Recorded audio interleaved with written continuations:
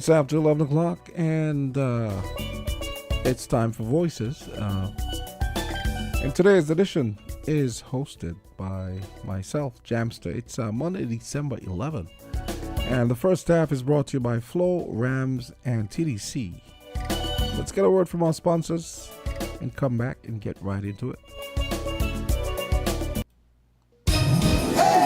This Christmas is all about you. Yeah, boy. Flows the joy and better value. With our new fiber network, sign up for any home internet plan or bundle mobile with home internet and get a $100 gift card. Get up to 1 gigabyte internet speeds, plus a chance to win prizes this holiday season. This Christmas is all about you. Yeah, boy. Flows the joy and better value.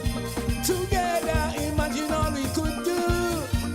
Prizes and offers inspired by you. Flow, connecting hearts and homes this Christmas. Visit discoverflow.co. Conditions apply. Magnum, my brand. Everybody put your Magnum in the air now. From you a drink Magnum, let me see. Take charge of things now your place now. From the river to the beach to the street. Hot Magnum when me have in a me hand there. Give her a sipper, she tell me sweet. Look for me watch for your quick time check. Yeah.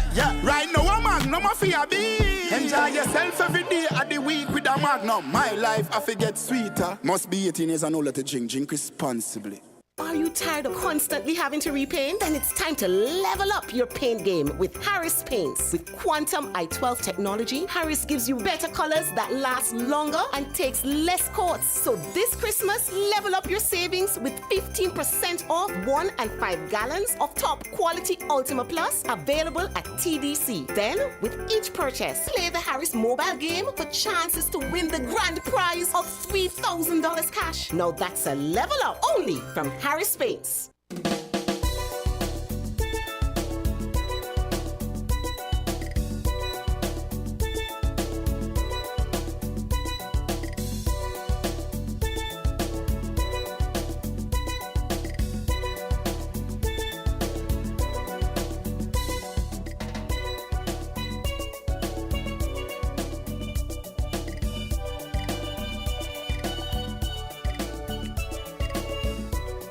And we're back to get today's edition of Voices on the Road. It's 8 minutes after 11 o'clock.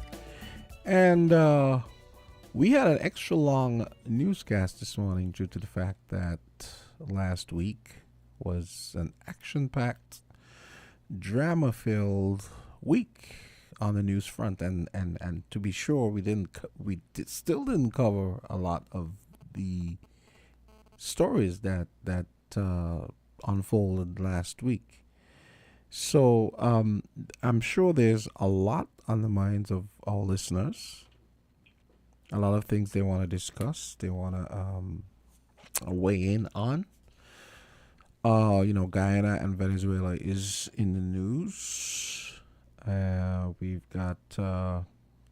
had the junior calypso competition yesterday on the home front.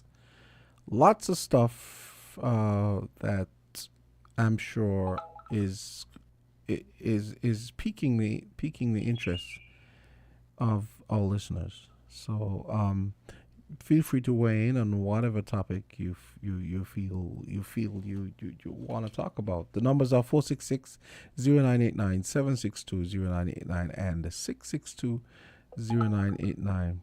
In the meantime,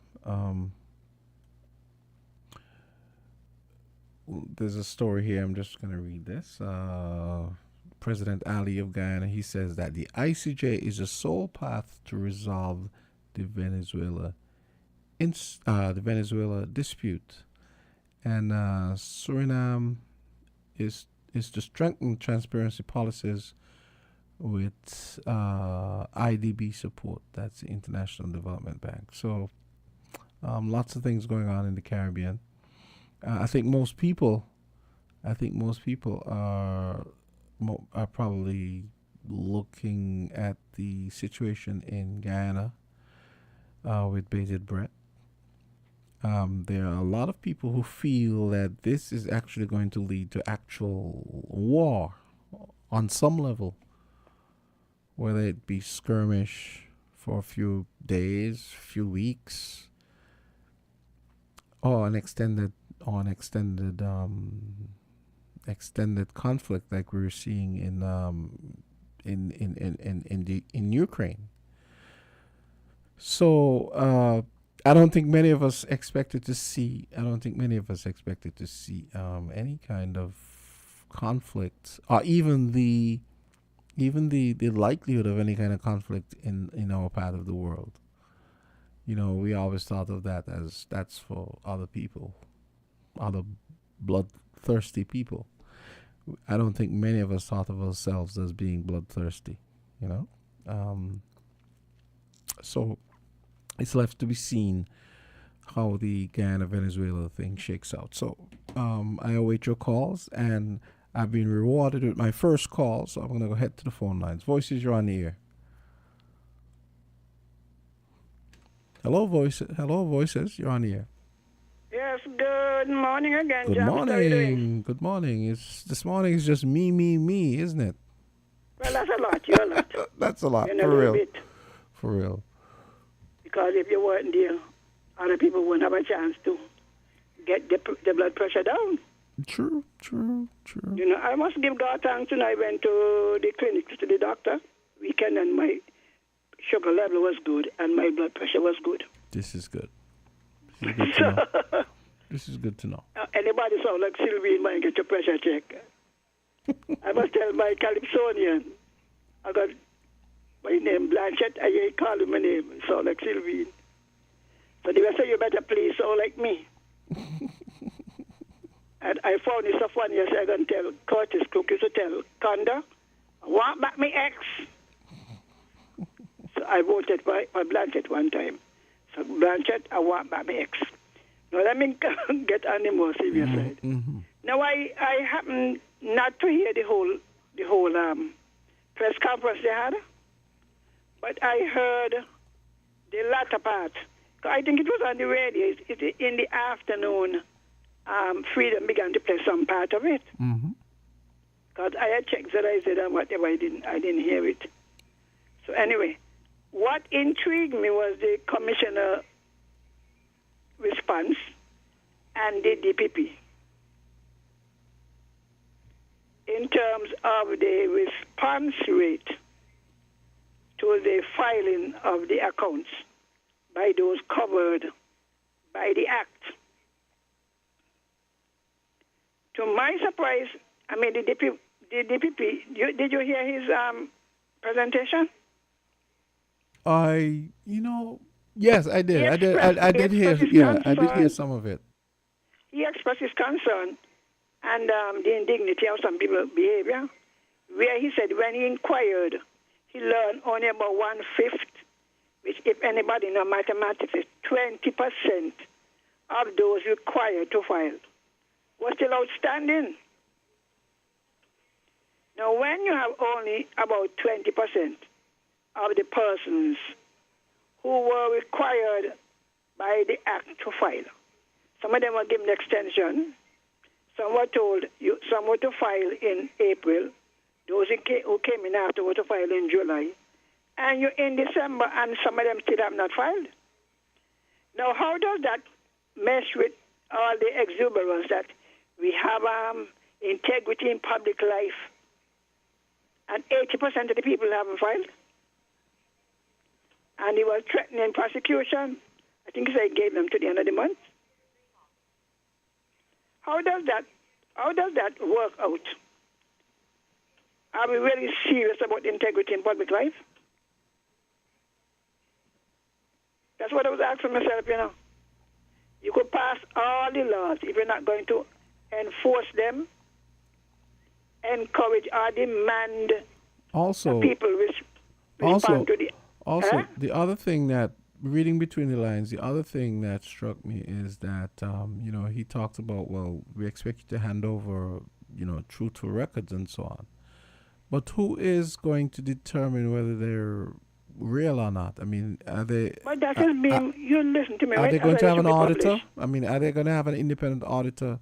I think so. I think an auditor, the person because they have to be audited. My thing is, in this case, Ronald Reagan's famous comments apply. Trust, but verify. But that is it. Because another thing I was asking myself, a number of them have LLC, limited liability companies, Yes. ministers of government. Mm-hmm. Are they required to file on them? When people have things in other people's name, are they required to? I think they're required to, but who check to see? But this is what I'm saying. I mean, it's one thing. It's one thing to have legislation that says, okay, you have to hand in the documents, and the documents must be truth. Must be. Yeah, and they must be audited. But is there going to be some kind of auditor that looks at all these numbers and makes sure? Unless they put the thing on the shoulders of the person who said they audit the account and find it to be in good shape. But then that's not verification, is it? Because you can't have you can't verify yourself. It has to be independent. Some countries publish this. I think in Trinidad they publish this, right? Oh, I don't know. They do? Okay. Yeah, some countries they actually publish in the papers. Because I mean, people into all kind of things. The extension of when you came in, how much you had, how much you get in 3 months, 4 months. I mean, there are ways of financial institutions and the inland revenue, so they could backcheck some of these things. One of the things that struck me about the DPP, we'll see how long he lasts. I'll just leave it at that. Well, he don't have far to go. He don't take a liat. He don't have far to go because I mean, he frustrated. Could you imagine? Only 20%, because maybe 1/5 people don't understand that. 80% of all who walk in our spouting, they want sustainable and all of them story there. And early on, the commissioner had said, because thing was going to a lot of extent to explain, that I think it was Dr. Tevens who had said, when they first filed, he said that everybody in the thing had filed except two who were abroad.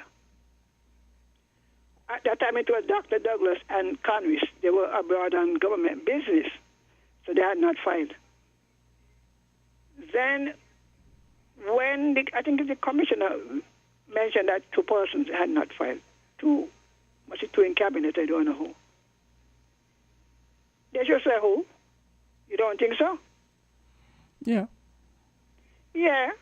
So this thing about integrity in public life and sustainable, I mean, I want to know what is going to be Dr. Drew's response to having 80% of the people who are required to be ignoring the law. And the man promised to, I think in Mountain he said he'd give them 2. At the 1st of January. Yes, something like that, yeah. Yeah, if they don't think, because they say that letters are written to them, So they can't say that they were not reminded or informed. They chose to ignore.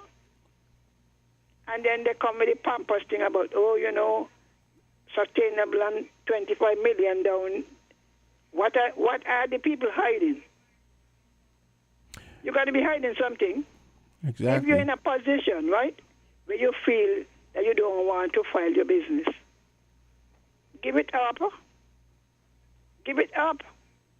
You don't think so? With the position you have, whether you're permanent secretary or you're one of the advisors, and you feel it will incriminate you in any way or expose your business to private scrutiny, then just give up the thing. So I don't think. Now the Guyana story, Guyana, America and Russia entire fight, this morning somebody mentioned it. It's just that everybody looking at distraction. I asked the same question, When Hamas went anti in Israel, what response did they expect to get? They couldn't expect, well, they're in real land, so we got to root them out. And it goes so. And then they embedded between the people. They are partly, while Israel is responsible, they are also partly responsible. If somebody throws stone at you and then running a call between children, because they know that they don't expect you to fire back. You know, and the people who refuse to move, my heart go to them, you know. That is a battle without a victor. And so when, you know, the opposition in Venezuela object to what my man is doing. Yes, they did, and some of them were arrested for treason. Yeah, because they say all he doing, he just trying to get things. So election is due next year. So it's not really anything about the Essequibo. Is trying to say that he has enough support so that the opposition. But that is interesting because America and Europe, they are the ones supporting the opposition. Yes. And now the opposition find themselves on the other side of America. In what sense? And don't let nobody, on think the other side of America? Explain that. Remember America and Europe said that Maduro was illegal, legitimate. Yes, but you said the opposition. And they had proposed that the opposition leader be considered the president. Mm-hmm. And he was treated as such. Remember the OAS too? Yes. So that's why I say they were on his side, supporting him. He has now seen this thing is just an election gimmick, what Maduro is doing. Wait, I'm confused. They were on whose side? Maduro's side? Yes, but you said... No, but the opposition leader is now on the other side of America. But how? America, anybody who know anything is concerned about Guyana's oil. Just that. Yes, but you still haven't explained how is America on how the opposition leader of Venezuela is at odds with America. I don't understand. No, most Venezuelans will expect him to support Maduro and see it as a national cause. Isn't that so? Well, yes. Yeah, because when a referendum say, look, the people in Venezuela say the land is ours and we must go for it. That's why they had the referendum. Yes. So whether the numbers were big or small, he taking what percentage of what he got. And this person who's supposed to be loyal to Venezuela is seen as a traitor. Right? Yes. So on the local scene, he's seen as a traitor, supporting against the cause of his country. Yes. Now, he knows, and everybody knows, that America wants to get into Venezuela to take down Maduro. You know that, right? Yes. You know, now, Essequibo, you know, all it has given them an opportunity to go in without having to ask CARICOM for support. I don't think they're going to go in, though. I mean... You don't think so?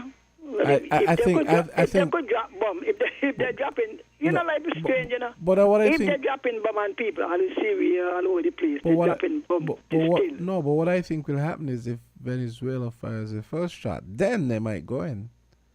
I don't think they'll... What do you think Maduro will do? Maduro say he's going to send in people to... And he wants to go in. This is sounding very... to scare Guyana? It just seems very Putin-esque to me. I mean, it's very similar to what Putin did in going into... Putin and them in it. Yes, look, that I feel like... It's a dog fight, you know. It's a dog fight. And wherever one is, the other will be. Simple. That's why you find they're over there, they're in Africa, they're in everywhere. Anybody calling? Call one to no one has called. But all right, well, let me address this issue of China. I realize that some people seem to be agents of China, mainland China, talking about switching from Taiwan to China Who now said? the argument they give Where? sounds good. Who said that? Where? Mr. McMahon is one, and Austin Edinburgh is two. And his conversation, you see, all the others have gone who used to back Taiwan, they now gone to China, and what China is giving them, right? And the level of development you can get if you have diplomatic, if you switch, call it switch, right? McMahon said, back up Edinburgh. And Antigua get this, that one get that. But if you look at even Africa, where they're saying it, put on some of things, they put you in such a position that you can't repay the debt. Even in Jamaica, they put down a road and take the land. So all that thing is doing ain't a love of us or love of nobody. You understand? So if you I'm really surprised. I'm really surprised at the Jamaicans that they're. I mean, y'all.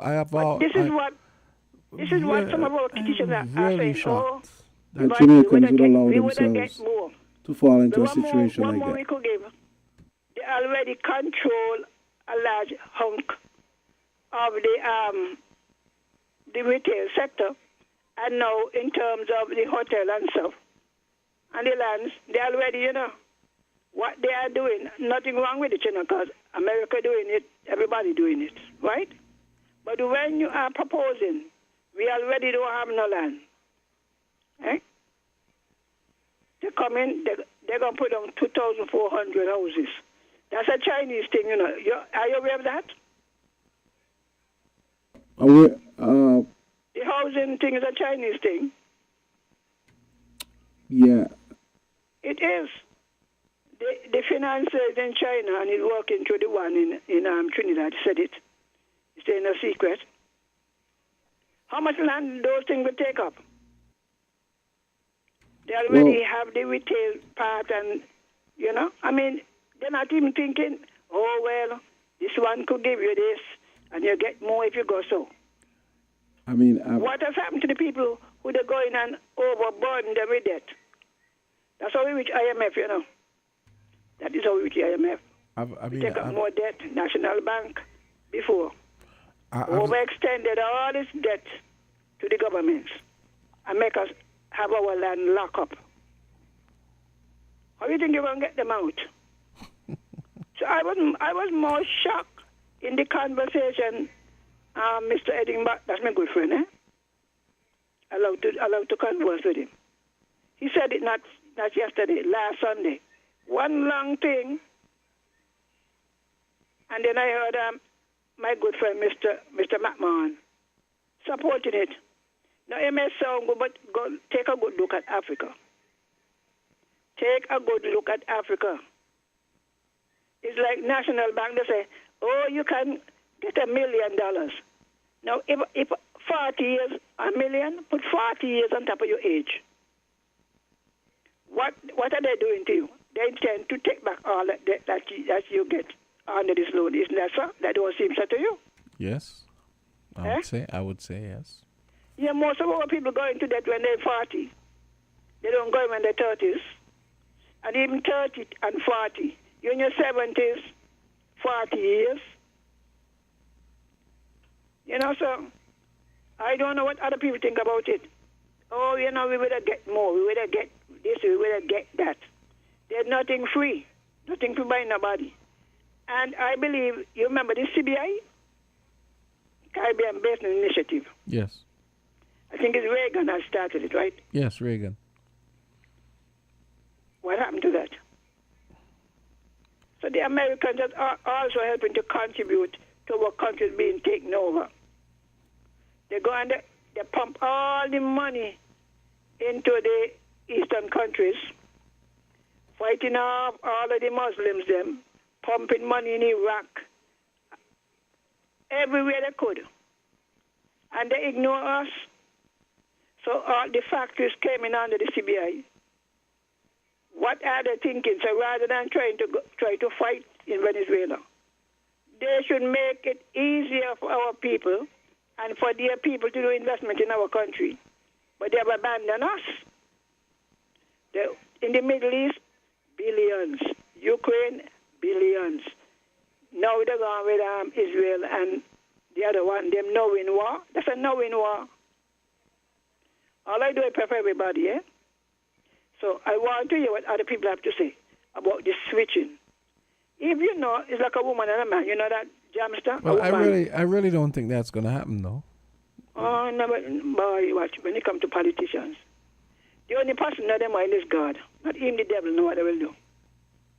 Yeah, but I don't. One day they said there, next day they're over there. They'll go on party to party. I would like to think we have more Man, respect. I tell you, the devil does have a field with them. We have more Today, respect for democracy than that. bad. Next day, Labour bad. Next thing you look, I want to drop out. You can't believe that some of them, the Bible talk about dog back to vomit, you know. I do know that if it happened, it would be for the wrong reasons, because it would be all about Nobody money. you think a lot of them think in the Middle East was a good reason? Look in Syria. Russia over there, America over there. They talk about terrorists. America don't care whoever you are, as long as you are not for their opposition. Simple. So they walk around and they set up all over the world. All over the world, they take down government and put up government. They say they have no friends, eh? America has no, Russia ain't got no friend either. Because nowadays, I hear some people, they throw out France and so in Africa, and they're hardly in Russia. And, oh yes, we are on the Russia side. That just sounds so stupid to me. Sorry to say it like that. As if you don't know. None of them got friends. It's like a woman see you, like Jamster on the radio, you know? And you now feel pumped up because everything is Jamster. And when she don't get enough credence and stuff from you, everybody, that Jamster girlfriend. Next thing you know, she don't piss about who he, not he. You know what to give me? She had taken all that. But the songs that we are begging community. But see, we need to take this thing seriously. And I want to know sometime from our government to explain to us what influenced their choice of diplomatic relations. Because we don't seem to have the policy other than trying to sell the passport. It's mostly about money, really. Yeah. To be honest. Something that happened, you wonder. I mean, I've heard the politicians say, it's because we support a fellow nation that respects democratic principles. Yeah, right. It's about money, really. Yeah. Follow the money, I always say. Opportunities to either beg it or get it, because that's why it boils down with the Taiwan thing, right? There's a when you tourism. need help, you ask them, so they give you. Yes. And you ask, and maybe they don't threaten them. Well, if you don't give us, we go to China. There's a truism that says, follow the money, and, it never fails. Then why they complain? Yes. Okay. Okay. Well, if you are calling my place to call, nobody call me, you're going to sound like Sylvie. But let me take a break, and you can always call back if anything. Okay, great. So we're going to take a short break. WINN is 98.9. 98.9 is Win FM. Feel the magic happening. Campari. Taste. Something incredible happens when Campari is mixed just right. Like Campari and orange juice poured over ice. Taste it. Try it tonight. Bitter, sweeter, better. Campari. Must be 18 years and older. Drink responsibly.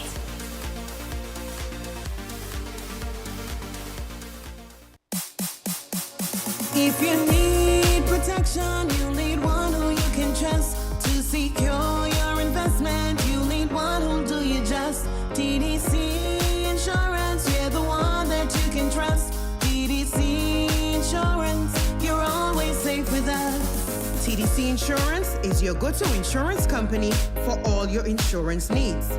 We take pride in offering you the best solutions and ensuring our customers are fully satisfied. TDC Insurance, we take good care of you, guaranteeing you peace of mind. You're always safe with us.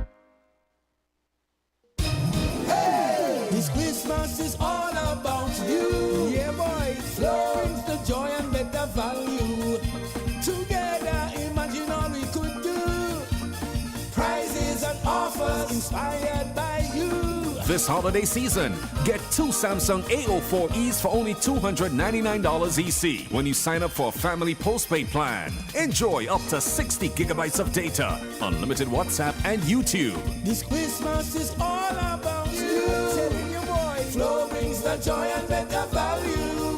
Flow, connecting hearts and homes this Christmas. Visit discoverflow.co. Conditions apply.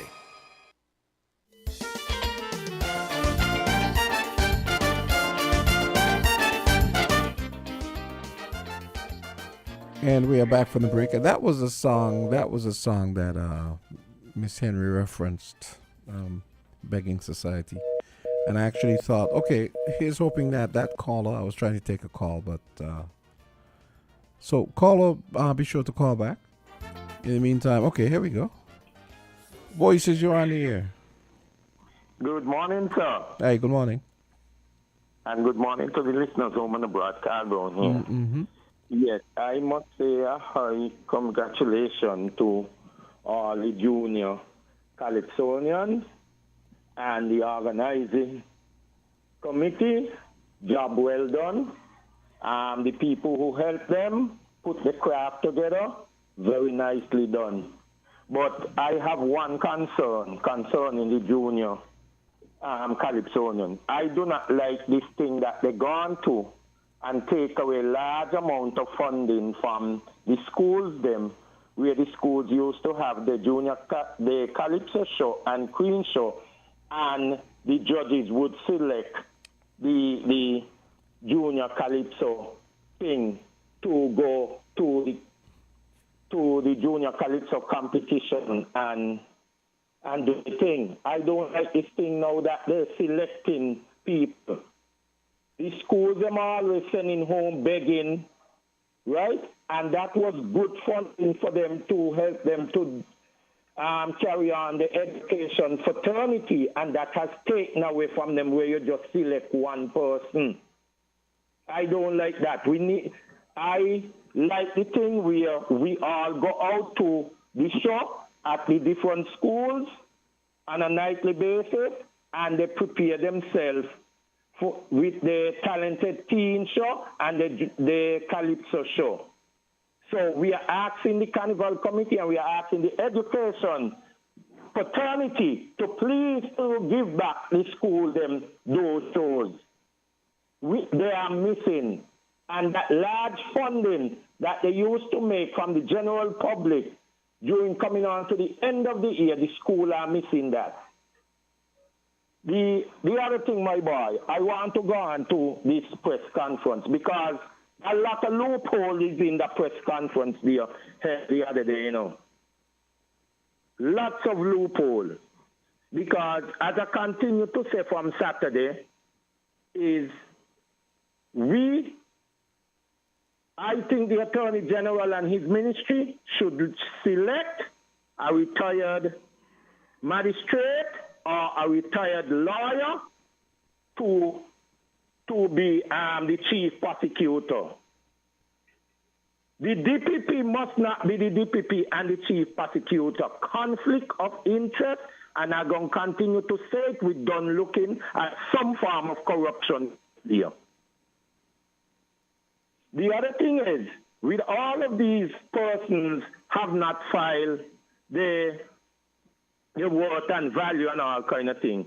The question I want to ask, maybe nobody asked it at the press conference, is all of these persons who are eligible to file and has not filed, the law that we pass, is it strong enough to also that all of these people bring in the offshore accounts? You know, a lot of them have money in the offshore business around the world. And is it strong enough for these people to also bring in the accounts they have in different countries, nations, and islands around the world, and also the value too? Because a lot of these people who are in government, who are eligible to bring in the worth and value, they have properties in a number of islands around the world and cash. So is all that eligible to come in to our federation in this law here? Those are questions we need to know. And not only that, they bring up the committee in Nevis, the local committee, that don't have no teeth. And the Honorable Mark Brantley and his government went into Parliament and to make sure that they cannot question whatever those people that are eligible put up. They said the committee must check it that that's the truth and that's the amount and that's the worth and value that they own. That can't be good. So right away, corruption don't start in this thing here. And the Attorney General and his ministry need to look into the Nevis affair. Because I heard the Honorable Mark Brantley on his show, I just call him on it all the time, praise the Attorney General, say he and the Attorney General office and the Nevis office is working good together. But how come now he gone into Parliament and passed a law to protect them in Nevis, in the local government? But yet, he is going to follow the federal law in St. Kitts. How is that? So the Attorney General need to go back to the drawing board and need to sit down, because you hear from the Nevis and in that press conference say that they don't have no teeth, no gum. Whatever they present to them, so they say they got $10 and they say they got a shock. The Nevis Cal. committee have to take that, and that's the truth. Okay, Cal, I have to take another call. Caller, go. Oh boy. Yes, I was trying to avoid that. Caller, please call back. No, I give the callers a provisional amount of time, meaning I let you continue if there are no calls. Caller, go right ahead. Voices. Yes, morning. Oh, hey, what's up? How you doing? All right. I don't really think that it's a conflict of interest, so to speak, with the DPP being special prosecutor. As a matter of fact, I think it saves the country money, because a special prosecutor may demand an office with staffed with people to do his investigations and so on. I can't imagine that there'd be so much corruption that it's going to take a highly paid lawyer plus staff to be engaged full time. You know, so I don't mind it working like this, and let's see how it works. If it proves to be that it demands it, then yes, okay. What I'm more interested in is that whoever it is, whether it's a DPP or special prosecutor, is that they do the job. Okay? It ideally, it should have been a special prosecutor should have been appointed by the East Caribbean court, so to speak, as opposed to a local, the Attorney General or the local circuit. Okay? Just so that there's no appearance of bias, right? But that I guess is not happening. But like I said, what's more important is that the person who is involved here is serious about the job and will go after whoever, whenever it is required, without fear or favor, okay, and without any kind of political interference, right? That is, I think, is what's more important for the legislation to work, right? With regards the Guyana-Venezuela dispute, by the way, what Mrs. Henry accused me of no, what she said I was saying. No. She was saying that you seem to be in favor of a switch to communist China. That's another topic. No, it wasn't so much that I was in favor of it. What I was saying is that we do not want to be the last one standing at Taiwan's side when the inevitable happens, and I suspect the inevitable. Yeah, but what's so wrong with that, actually? I mean, I don't really see that I don't see that as necessarily a bad thing. Well, put it this way, right? If you're the last one who supported Taiwan, right, in its quest for total independence and so on, and it gets subsumed by China, how do you think China is going to look at us? But we were a gnat compared to China. I mean, why would they waste time? I mean, we all know they get their feelings hurt very easily, according to them. Exactly. But still, right. We're a gnat. Not just them. Listen, look at how the EU and North America comes after us little 2x4 countries down here. You think we don't really feature in the grand scheme of things. But it's almost as if, well, because we can, we'll just swat these pesky little 2x4 countries. That's how they are. Okay? So that's what I'm saying, that, we should at least be discussing it. Okay, yes, but what's the imperative that says we have to just not because an imperative right now? Well, it almost seems so, but why would it ever be an imperative though? Who the hell are the Chinese to think that they can make people fall in line with them? Whether they want to or not. No. So you're saying that duress over a period of time is going to make us decide that we're going to give up on Taiwan? I mean, not duress. It is duress. I mean, essentially, because it's as though we're going to feel what is it FOMO, fear of missing out, because everybody else has gone over to the dark side. We should go over to the dark side just because we were the last one standing. They're the dark side? How yes, did they become the dark side? Of course they're the dark side. That's a simplistic. Of course they're the dark side. Way of looking at of course we know it's a little more nuanced. We know the world than that, don't work that way. Yeah? We know it's a little more nuanced than that. But for practical purposes, they're the dark side. For most practical purposes, you can. Not even for practical purposes. Mm-hmm. If you think we're being, I know the usual diplomatic double speak. We're great friends of Taiwan, and we've been with them for 40 whatever years since independence, etc., etc. Taiwan is not doing this out of the goodness of their heart. Well, neither are our politicians. And notice I'm not saying we. Notice I'm not saying we. I'm saying neither are our politicians, because personally... Exactly. Right, exactly. And so don't be...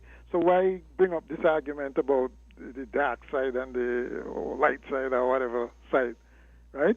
People, countries act in their own interest. Yeah, but there's something to be said for gradations of unsavoriness, right? Wouldn't you say? I mean... We're not doing it for noble purposes, but at the same time, I mean, shouldn't we kind of draw the line? Shouldn't we draw the line at our dalliances? Look, I am not saying that we should just get rid of our relationship with Taiwan as it is. All I'm saying is that we should look further ahead and see that. The trajectory of things seem to be that Taiwan is going to go after, that China, the Republic of China, is going to take active steps to get back Taiwan, okay, to reunite the country with Taiwan. And we should have some contingencies just in case. How about our contingencies? We just don't have relations with China. What's wrong with that? What's wrong with not having relations with China? We don't have relations with them. Huh? The last foreign policy edict that I recall is that I think it was ex-Prime Minister Harris who enunciated it, or it might have been the Foreign Minister then, Brantley, where he said we were friends of all and enemies of none.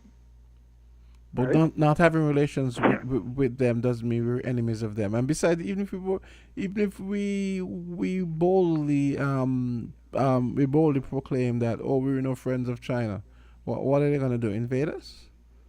No. They're gonna slow up a container ship, maybe. All I don't know. All I'm saying is, right?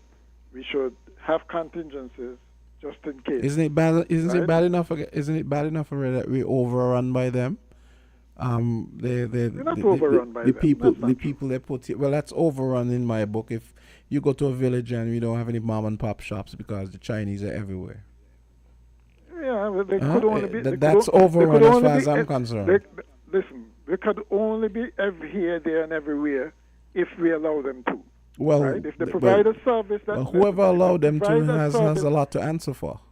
If whoever we all know who we're talking about. Has a lot to answer for. Do you patronize the Chinese shop? No, I do not. I've had arguments with my wife about this. Okay. And I won the argument. Let me just put it out there. They cannot get my money. You won? You did not win the argument. Yes, because they cannot get my money. Okay, but that's you. But I'm sure that they're in business because a lot of petitions and divisions patronize them because just like people because they're asleep. We want value for our money, and we feel that we can get that at the Chinese shop, and so we go there. But I feel like we need to stand for something more than saving a few cents or a few dollars. You can't tell somebody who's making not your big salary to talk about saving a few cents. Of course, they should save a few cents. They're not making it like you. You know. Well, and that's the point. But the other thing that I wanted to bring up with you, because you basically said what I was saying the other day was foolishness with Guyana and Venezuela. Yes, I didn't say it was foolishness. I didn't say it was foolishness. But I was kind of teasing. I was kind of teasing you too. I like to tease you sometimes. But it did make sense for them to talk, right? As they're going to be doing on Thursday. It makes no. Wait, I didn't see that. So you mean Gonzalez? I didn't actually get to read the article. I'm gonna have to read it during the news time. Because apparently I think you sent it to me, right? You sent it to me actually. Yeah, I haven't had time to read it yet. Yeah. Apparently they're having a meeting on Thursday between Maduro and the president of Ghana and Ali and the president of Ghana, right? Brokered by Gonzalez, and I think he's invited Lula from Brazil as well. I don't know if he's going to be there, right? To at least talk it, right? No, he didn't sound very optimistic that there's going to be a resolution, but he just regarded it as a good thing that they're talking rather than fighting, and I agree with him. Okay, I really feel though that he should go into that meeting. He should chair that meeting with a set of proposals to not only just de-escalate but to solve, and that is where I think my proposal that Ghana keeps its territory, but Venezuela be allowed to be given concessions to exploit the resources as well. right? And there's lots of precedents for that. I mean, look, United States is in Guantanamo. They had 100 years lease or something like that, you know. They did that with the Panama Canal, you know, that area where they eventually ceded to the country Panama itself. There's nothing wrong in those kinds of arrangements, right? And I'm saying that rather than just go there with a clean slate, because everybody knows that the slate ain't clean. This thing has been going on for years. I'm just afraid that the signal a signal of weakness will be sent if we start just making concessions to strong men who are allergic to elections and democracy. You know, I just feel like it's not something we should be doing. Well, that's a conventional wisdom, but what we want is a solution to the border impasse. I mean, as Gonzalez put it, when you look at the clip, you'll see how Gonzalez put it. Basically, he said, we can't take up Guyana and Venezuela and carry them to Vladivostok or wherever the International Court of Justice is. Yes. They're going to be neighbors forever, okay? And so they must act. Where is that? Isn't it in the Netherlands? I'm not sure exactly where. Oh no, that's the International Criminal Court. I'm not even sure. That's criminal. Yeah, that's the International that might Criminal be Court. Yeah, Mm-hmm. right. Mm-hmm. Yeah, but yeah, I mean, we want a solution. The two of them are supposedly all good friends. I'm glad that at least Gonzalez stepped up to the plate and decided to do something. Try to do something. Try to get them talking. I don't really know if Venezuela is a neo-imperialist country as far as I am concerned. I don't know if they're a good friend. I see them as neo-imperialists. I mean in terms of how they helped us. Well, because I know it was not out of altruism. Exactly. I mean, take for example the situation with the island off the coast of Dominica. How could Venezuela claim that island to be theirs? I mean, this is ridiculous. Yeah. I mean, how much land, how much territory do you need? I agree, but a lot of ridiculous things happen in history. How come? Why did the British put Anguilla with Saint Kitts and Nevis? That didn't make any sense either, did it? But they did it.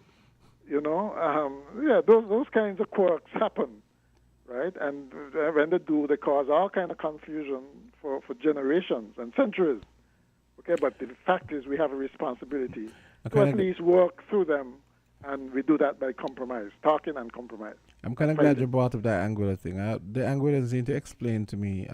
I saw a video with them basically celebrating when the British soldiers arrived. Someone needs to explain that strain of Stockholm Syndrome to me. That was not Stockholm Syndrome. Yes, it is. They feel yes, it is. That was the revolution, No, meaning St. Kitts, being tethered to St. Kitts was so bad that when the British, when the colonials show up, you're ecstatic. Yeah, you're glad. Yeah. It was a bit of irony because you could argue that the neglect of Anguilla was as much because of the British, the colonial power, because we were right, but yet they celebrated. And actually, it just seems really ironic that at that particular time, people would prefer to go back to being a colony. Man, we are so messed up in the head as a people. I'm telling you. It just, man, wow. Well, when I saw that video, I couldn't believe what I was seeing. Well, what they would point to, though, is that look at the progress Anguilla has made. Mm-hmm. So that they figure that vindicates them, you see. Look at the progress of Anguilla compared to, let's say, Nevis. Mm-hmm. So as far as they're concerned, that vindicates them. They were right in what they did. Never mind the slave master putting you to live in an air-conditioned suite. He's still the slave master. Whether you live in a hovel, Yeah. whether you live in a hovel or a condo, you're still provided by the slave master. You're still a slave. There's no independence movement in Anguilla, right? No? Is there? No. I think they like the idea of the British passport, and well, I guess it has its advantages. I mean, it's one of the Stockholm strongest passports in the syndrome. world. yeah. Well, that's the way it is, and it would be nice if things change, but it's going to take a long time to penetrate the consciousness of people. This is as true. to exactly what the best interest long term. Okay, and with that word, we right. head to news time. It's 12 o'clock, and it's time for the midday news. So we're gonna do that right now. We're different. We're 98.9. 98.9 Win FM. We now bring you the headline news. The headline news is brought to you by Caribbean Alliance, KDP Enterprises, The Grange, and Carib Brewery.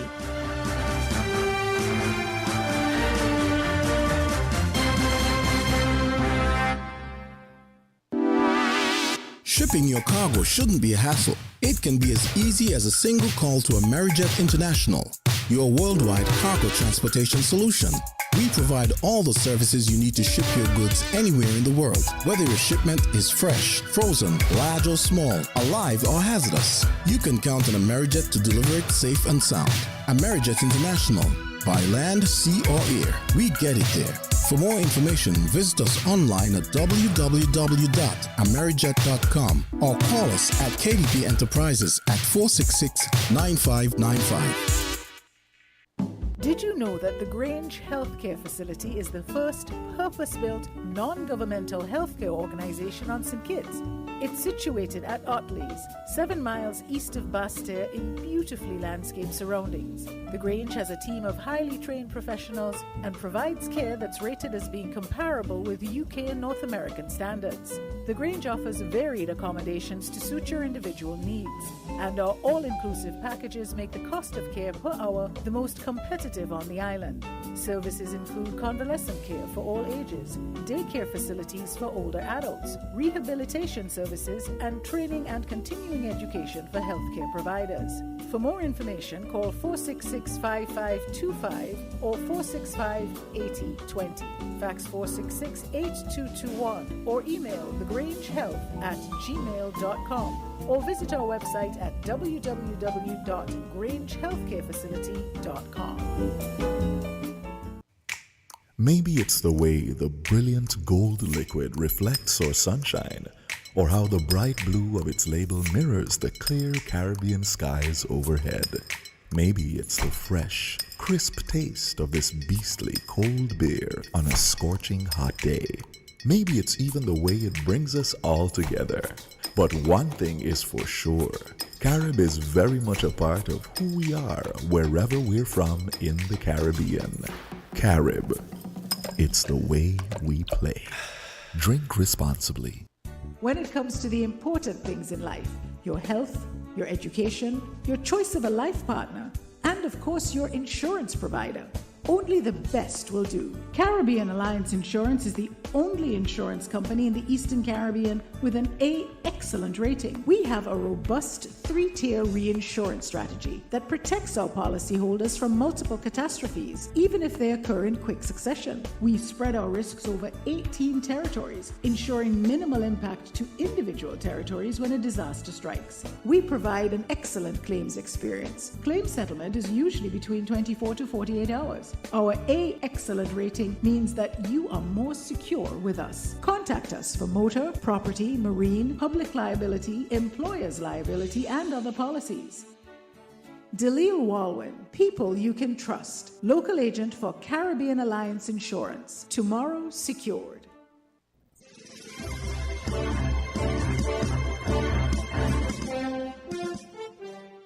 With the WIN FM headline news, I am Yolanda Weeks. Locally, Mighty Zen and Starboy Nicholas win individual crowns in Sugar Mass 52 Junior Calypso competition. St. Kitts and Nevis Prime Minister joins other CARICOM leaders to seek resolve in Guyana-Venezuela border dispute. Aircraft incident causes delay in inter-Caribbean flight from St. Kitts to Barbados.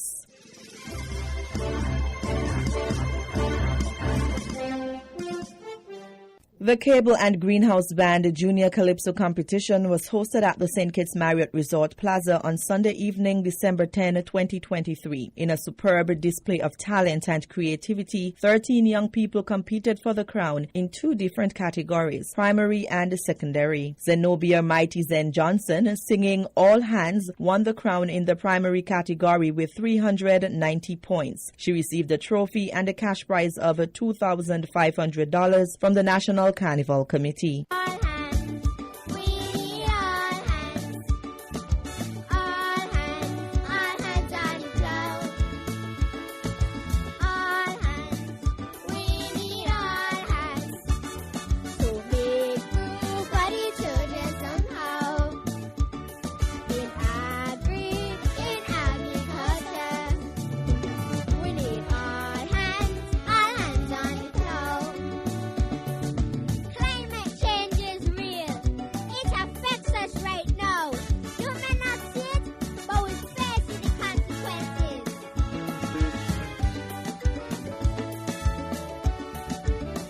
The first runner-up position went to Renicier Lady Faith Hodge with 334 points, singing a piece entitled Cannibals. She received a trophy and a cash prize of $1,500 from the National Carnival Committee. Amaru Prince Kai Roland sang a song called Binge Chillin' and copped the second runner-up position with 332 points. He received a trophy and a cash prize of $1,000 from the National Carnival Committee. In the secondary category, Nicholas Perry Sobriquet Starboy Nicholas received a total of 428 points. He sang the song My Voice Matters. He received a trophy and a cash prize of $3,500 from the National Carnival Committee. My voice, my weapon.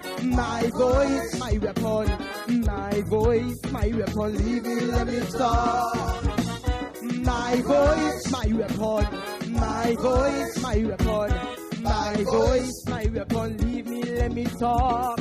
As and my may use a gun, politicians use legislation, but since I still young, I'll use my voice.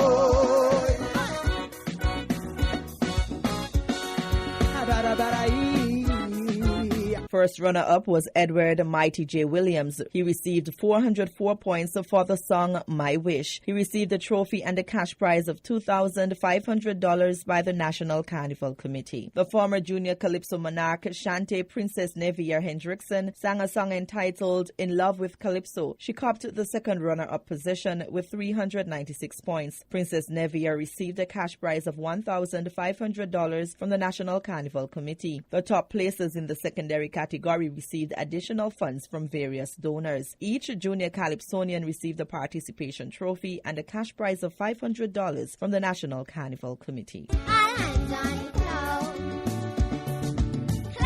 change is real. It affects us right now. You may not see it, but we face the consequences.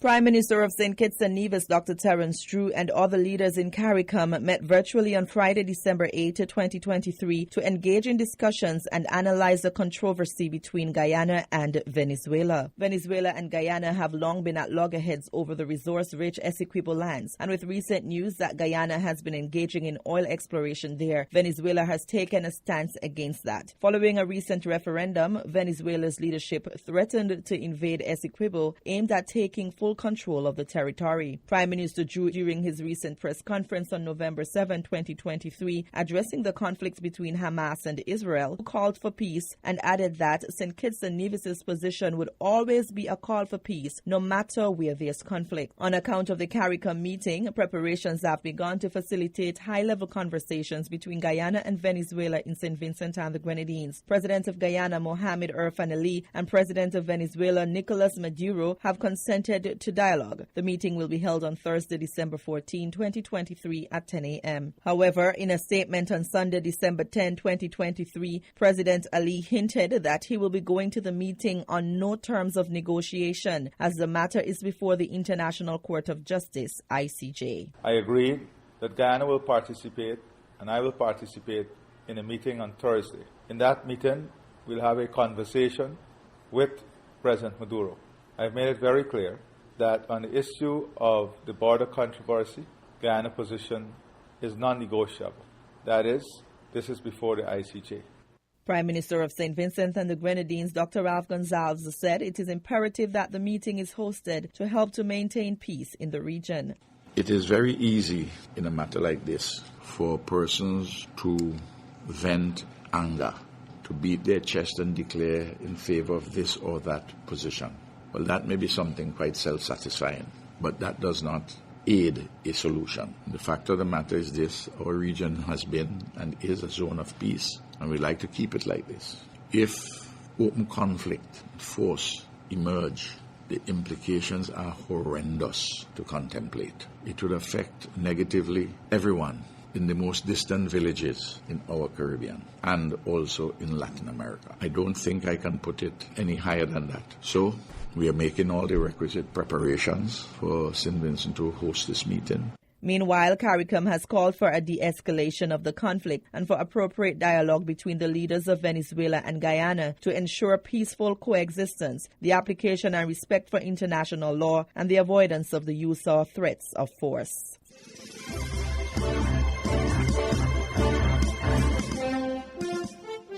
An inter-Caribbean flight 733 from St. Kitts to Barbados was delayed on Sunday, December 10, 2023, due to a collision at the Maurice Bishop International Airport in Grenada. According to reports, a vehicle from the airport's ground handling agency collided with a parked inter-Caribbean aircraft on the tarmac, which forced the aircraft out of operation, affecting interregional travel. As a result, another aircraft was deployed from the Turks and Caicos Islands to ensure that passengers were transported to their intended destinations. Not only was the flight from St. Kitts to Barbados delayed, but there were other affected routes, including Barbados to St. Vincent to Barbados, Barbados to Antigua, Barbados to St. Lucia to Barbados, and Barbados to Dominica. Passengers were notified of the delays, and customer service representatives were available to assist with queries and rebooking services.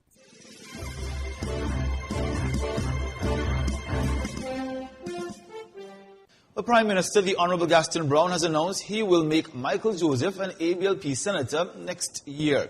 Joseph defeated 4 competitors in a landslide victory, winning 61% of the votes in the ABLP St. John's Rural West primary on Friday. My replacement not coming from my generation. Look out for people like Michael Joseph in the leadership of this country. Yes. You can hear the competence already. He hasn't served in any ministries yet, but you can see he's ready. And by the way, I'm going to say this publicly. I'm putting you in the Senate next year. Because I believe that will help you to make an even greater contribution. And I have to make sure that I put you toe-to-toe with your opponent there. And I have to tell you he's no match for you. Joseph, who is a pharmacist, became the youngest president of a National Red Cross Society in 2015 at the age of 26. He has a solid background in volunteer work and says he will bring his experience and drive to help people in his political career.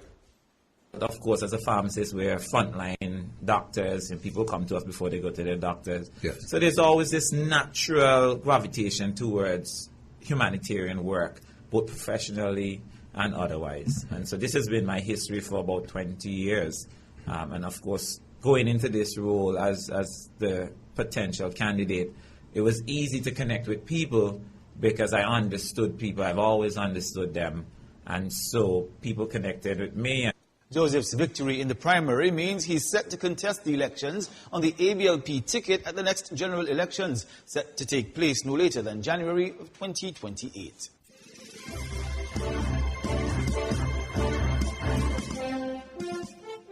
Persons renewing their passport in 2024 and beyond will have a 10-year expiry date going forward.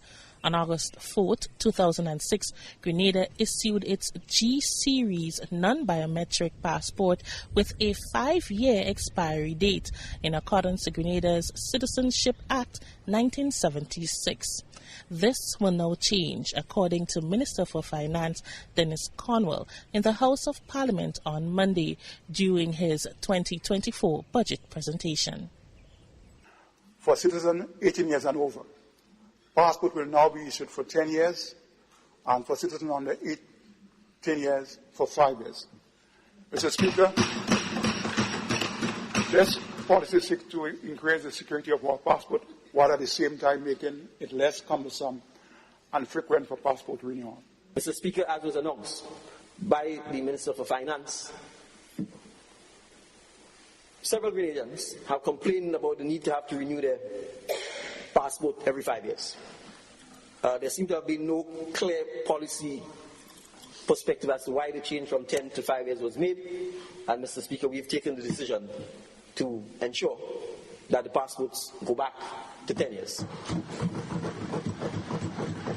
We have, the only exception we've made is for people 18 and under, for obvious reasons. Your physical features tend to change between you being a baby and perhaps preteen and then during the teenage years. So save for that, the passport will be issued for 10 years, Mr. Speaker. So what do the holders of Grenadian passport think about the additional 5 years? Here is what they have to say. Well, I mean, that's very good. So instead of you having to come on a regular basis, to renew your passport every 5 years, it gives you more time, to travel and explore a bit and less of a worry. I've turned it from 5 years to 5 years, and next is 10 years. So it's the next 5 more years. So it's good. Oh, that's a great improvement. That's really good. They're really moving on up, and moving from 5 years to 10 years, it is a blessing, a true blessing, so I don't have to run and get my passport in 5 years. Now I can keep it, a longer time. I appreciate that. I appreciate what the government is doing. Keep on doing what you're doing. Well, I am very happy because right now I need to renew, and I'm going to wait until next year because my visa is 10 years, and having 10 years and every 5 years you have to pay $250. It's a kind of lot out of the pocket. So I'm very happy that they decided to bring it back to how it was originally. I am in support of it, and I do appreciate that. And I also would like to congratulate the government on that move, because it is not easy for me every 5 years to come for a passport for another 5 years. And it helps me as a Grenadian who applies for visas, Canada and America, because usually they would give you, especially the Canadians, give you a visa based on the amount of years you have in your passport. So that would enhance me to get a 10-year visa rather than a 5-year visa. So congratulate to the government moving forward. Also in the new year, the NDC-led government hopes to digitize the passport application process to continue their paperless drive within the public sector. Rena P. Thomas, GBN News.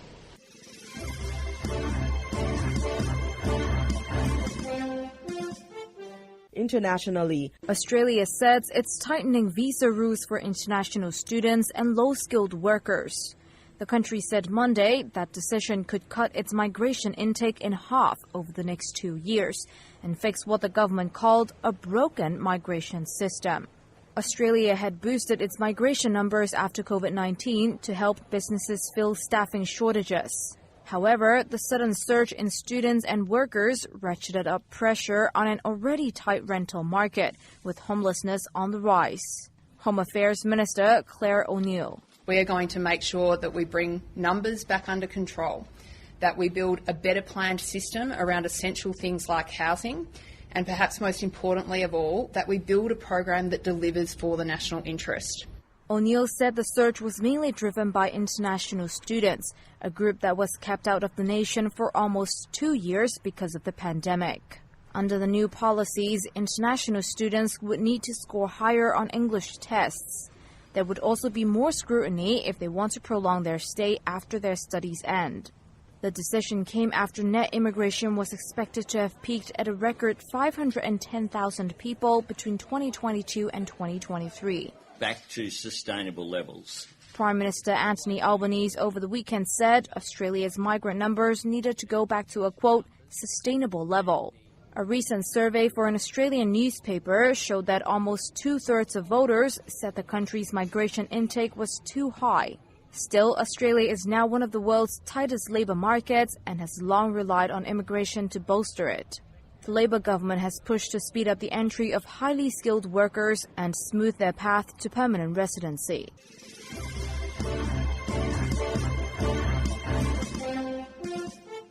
Egyptian President Abdel Fattah al-Sisi casting his vote at a polling station in Cairo on Sunday. He, alongside 3 others, are contending in the North African nation's presidential election. The other candidates are all relatively unknowns among the public. Farid Zahran, leader of the left-leaning Egyptian Social Democratic Party, Abdel Sanad Yamema from the WAFD, a century-old but relatively marginal party, and Hezem Omar from the Republican People's Party. Some 67 million people are eligible to vote according to the National Election Authority. Sisi, a retired field marshal in the Egyptian army, came to power in 2013 after leading the overthrow of elected Islamist President Mohamed Morsi.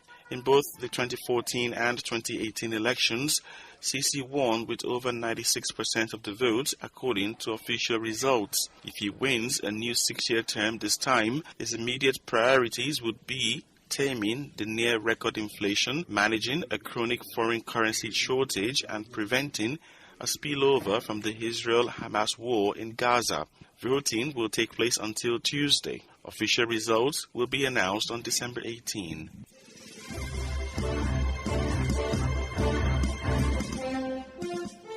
This is Danielle Yawowiecka with the BBC News. Hello. There's been a mixed reaction in India to the Supreme Court's ruling upholding the government's decision 4 years ago to revoke the special status of Indian-administered Kashmir. Prime Minister Narendra Modi termed the judgment a promise of a better future, but Kashmiri political groups condemned the move. Ambarasan Etirajan has more details.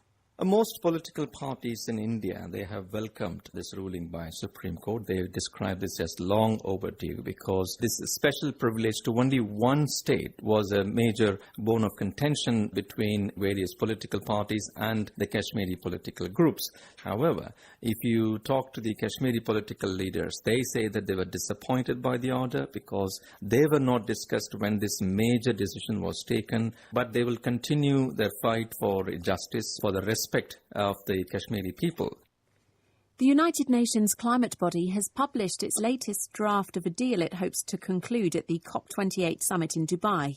The summit presidency hailed the draft as a huge step forward, but Climate Action Network, a group representing nearly 2,000 climate NGOs, slammed it as a regression. The text makes no reference to phasing out fossil fuels. Our climate reporter Esme Stallard is in Dubai and has been studying the draft.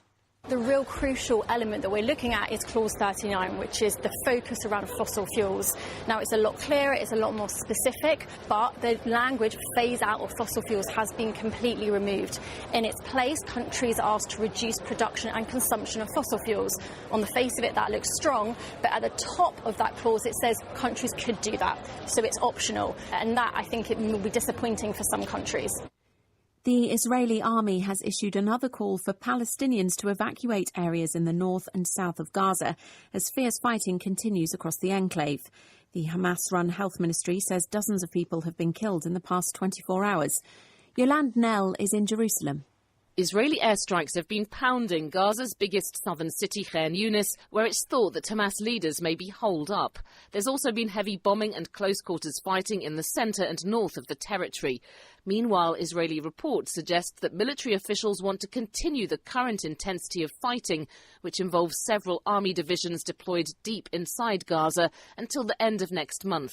But there's speculation that time frame could be shortened amid growing international pressure over the dire humanitarian situation. The British Prime Minister Rishi Sunak has apologised to bereaved families over how the government handled the COVID-19 outbreak. Mr Sunak, who was the finance minister at the time, is giving evidence before the official inquiry looking into the pandemic and how the British authorities dealt with it. You're listening to the latest world news from the BBC. The Ukrainian foreign minister has said it would be devastating if European Union leaders failed to agree to open formal talks on Ukraine joining the bloc at a summit later this week. Dmytro Kuleba was speaking ahead of a meeting of EU foreign ministers in Brussels. Danny Aberhard reports. Dmytro Kuleba called it the mother of all decisions. He indicated he didn't even want to contemplate a scenario whereby EU leaders failed to approve the start of accession talks. It would, he said, demotivate his compatriots and send a message that the EU was unable to keep its promises. The Hungarian Prime Minister, Viktor Orban, has signalled that he opposes opening accession negotiations with Ukraine. Mr Orban, who's retained close links with the Kremlin, has the power to block that and billions of dollars of new funds for Kiev. Meanwhile, President Zelensky is to lobby hard in Washington, where some Republicans are blocking a massive new aid package. Scotland's First Minister Humza Yousaf has accused the British Foreign Secretary David Cameron of being petty and misguided in threatening to close Scottish offices in British embassies. The UK government claims that a meeting between Mr Yousaf and Turkey's President Erdogan at the UN climate conference in Dubai breached protocol because no Foreign Office official was present.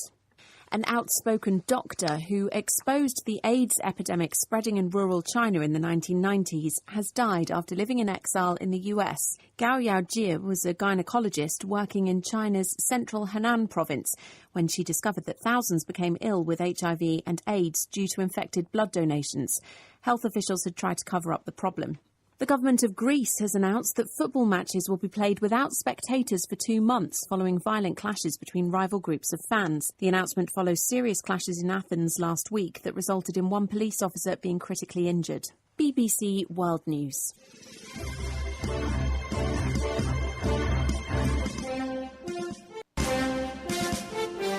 That was the WINNFM Headline News. The headline news was brought to you by Caribbean Alliance, KDP Enterprises, The Grange, and Caribou.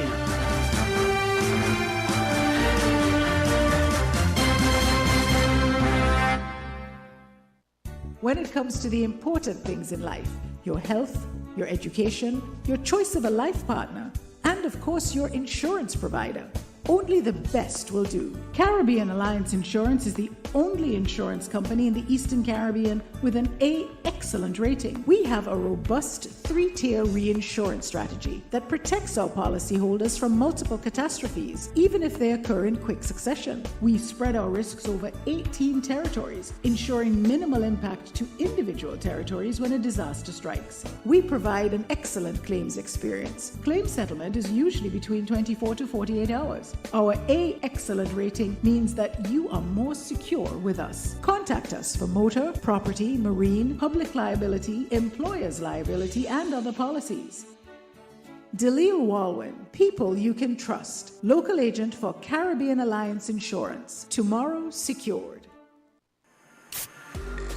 With over a century of perfection behind the Mackeson name, a smooth blend with perfect balance and richness.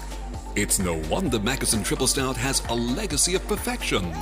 Enjoy the world over. Introducing our new look with the same great taste. Mackeson. All hail the king. Please drink responsibly. Did you know that the Grange Healthcare Facility is the first purpose-built, non-governmental healthcare organization on St. Kitts? It's situated at Otley's, 7 miles east of Basseterre in beautifully landscaped surroundings. The Grange has a team of highly trained professionals and provides care that's rated as being comparable with UK and North American standards. The Grange offers varied accommodations to suit your individual needs, and our all-inclusive packages make the cost of care per hour the most competitive live on the island. Services include convalescent care for all ages, daycare facilities for older adults, rehabilitation services, and training and continuing education for healthcare providers. For more information, call 466-5525 or 465-8020. Fax 466-8221 or email thegrangehealth@gmail.com or visit our website at www.grangehealthcarefacility.com.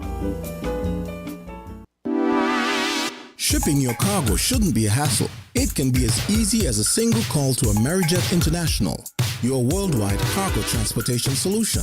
We provide all the services you need to ship your goods anywhere in the world, whether your shipment is fresh, frozen, large or small, alive or hazardous. You can count on Amerijet to deliver it safe and sound. Amerijet International, by land, sea or air, we get it there. For more information, visit us online at www.amerijet.com or call us at KDP Enterprises at 466-9595. We're different. We're 98.9. 98.9. Win FM.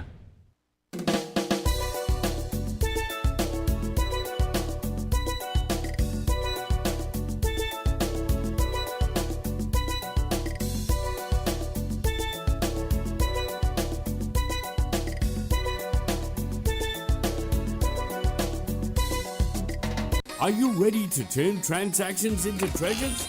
It's time to unlock the triple transformation transaction treasures at Hotspur's Furniture and Appliances and Ashley Furniture Home Store St. Kitts. With every hire purchase, not only do you get quality furniture, but you also get triple cash back for free groceries. That's right, triple your saving, triple your transformation. Imagine a home beautifully furnished and a pantry stocked to the brim, all in one go. Our expert staff is standing by, ready to guide you to the pieces that will make your dream home a reality. Hotspur's Furniture and Appliances and Ashley Furniture Home Store St. Kitts, where quality meets affordability. Don't miss out on this limited time offer. Visit our showrooms today and start your journey from transactions to treasures. Hotspur's Furniture and Appliances and Ashley Furniture Home Store St. Kitts, transforming home one transaction at a time. Visit us today and experience the triple transformation transaction treasures. Attention all savvy shoppers. VAT days are right around the corner. But why wait? Get a head start now at Hotspur. Take advantage of our exclusive pre-approved credit offer for VAT days on December 15 and 16. Head over to Hotspur's Building and Nevis Center's Furniture and Appliances and Ashley Furniture Home Store today. And don't forget to swing by Hotspur's Auto Sales event for the lowest interest rates on all brand new vehicles. Imagine Hotspur's dropping major discounts and pre-approved credit when you shop now. It's that easy. Just visit any Hotspur's department, make your VAT days wish list, and we'll take care of the credit check. Then come back on December VAT days to take home everything you pick with your pre-approved credit. Hotspur's has you covered for furniture, appliances, or a brand new car on VAT day. Don't miss out. Get pre-approved credit now for VAT days in December at Hotspur. Visit our stores for all the details. Terms and conditions apply. Hotspur's, where your VAT day dreams come true. Hurry in today.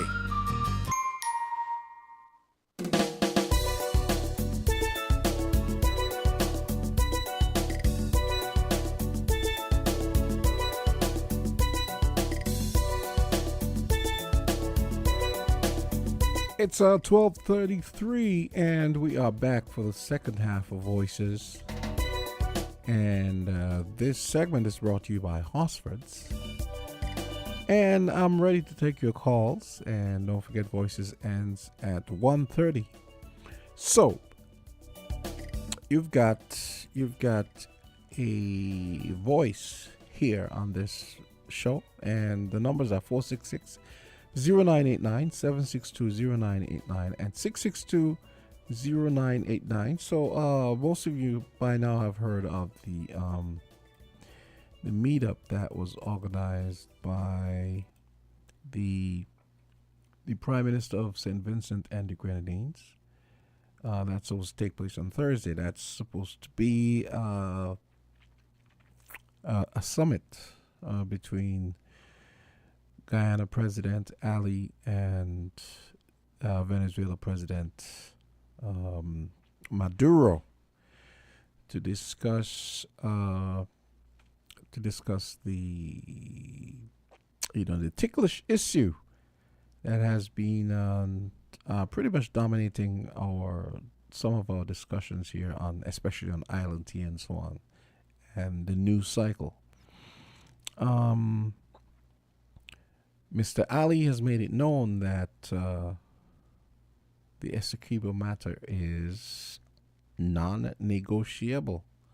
But hey, let's talk. So let's see what comes of those talks on Thursday in St. Vincent. I was having a discussion upstairs with the newsroom, and they're of the opinion that Mr. Maduro probably will not go. He'll probably send a representative. Because those strongman types, they're all paranoid, right? They're probably, he probably thinks that the way these guys think, I'm pretty sure, is that he probably thinks that the Americans or someone else might use that as an excuse to get rid of him, or perhaps even his opposition people in Venezuela might use that as an opportunity to take over or whatever. That's how these guys think. I'm not saying it might not be grounded in reality, but a lot of times these guys thought patterns aren't necessarily rational all the time. So I'll be surprised if Mr. Maduro actually goes to St. Vincent in person. He might even choose.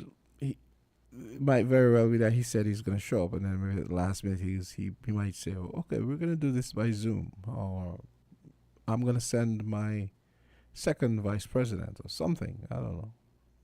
So we shall see what happens on Thursday. Because honestly, this is looking like it's heading towards some kind of skirmish. Let's go to the phone lines. Voices, you're on the air. Hello, good afternoon. Hi. How are you today? Hi, good afternoon. Good afternoon, how are you? I'm okay. Yeah, I was listening to the show this morning.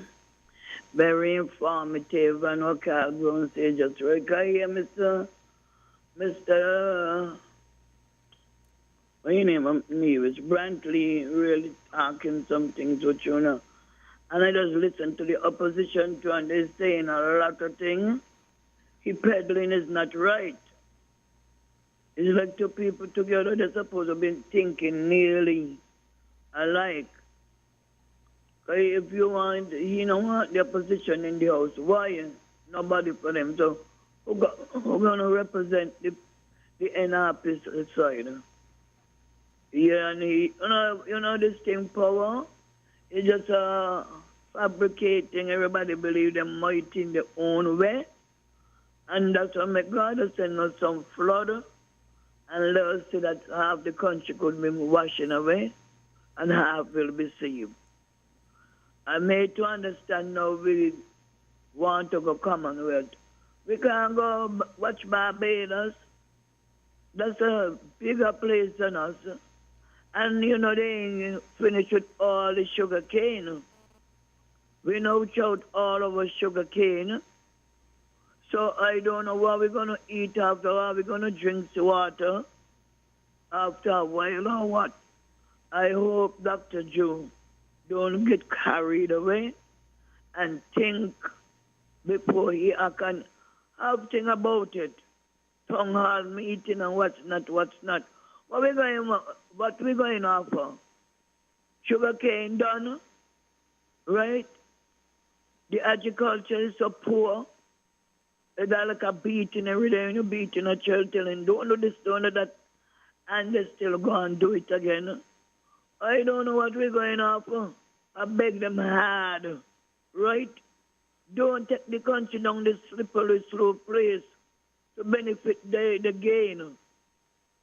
Okay, because what happened at the end of the day is we who don't have nothing to hold on and going to suffer. They could run out the country. They could take us some money and run out the country, go into another country and live So if they know, if they don't know what they're doing, they better think first. We ain't want no Commonwealth, nothing. Commonwealth are for what? The ganja field, so they're going to hook the crop, they ain't begin yet. Nothing supportable. What are we going to do? The Steve there? Nothing supportable. What are we going to live off for? Just the gas thing, the thing from the car passing. Going to give asthma more. Get our children sick. The smoking along all the way you go.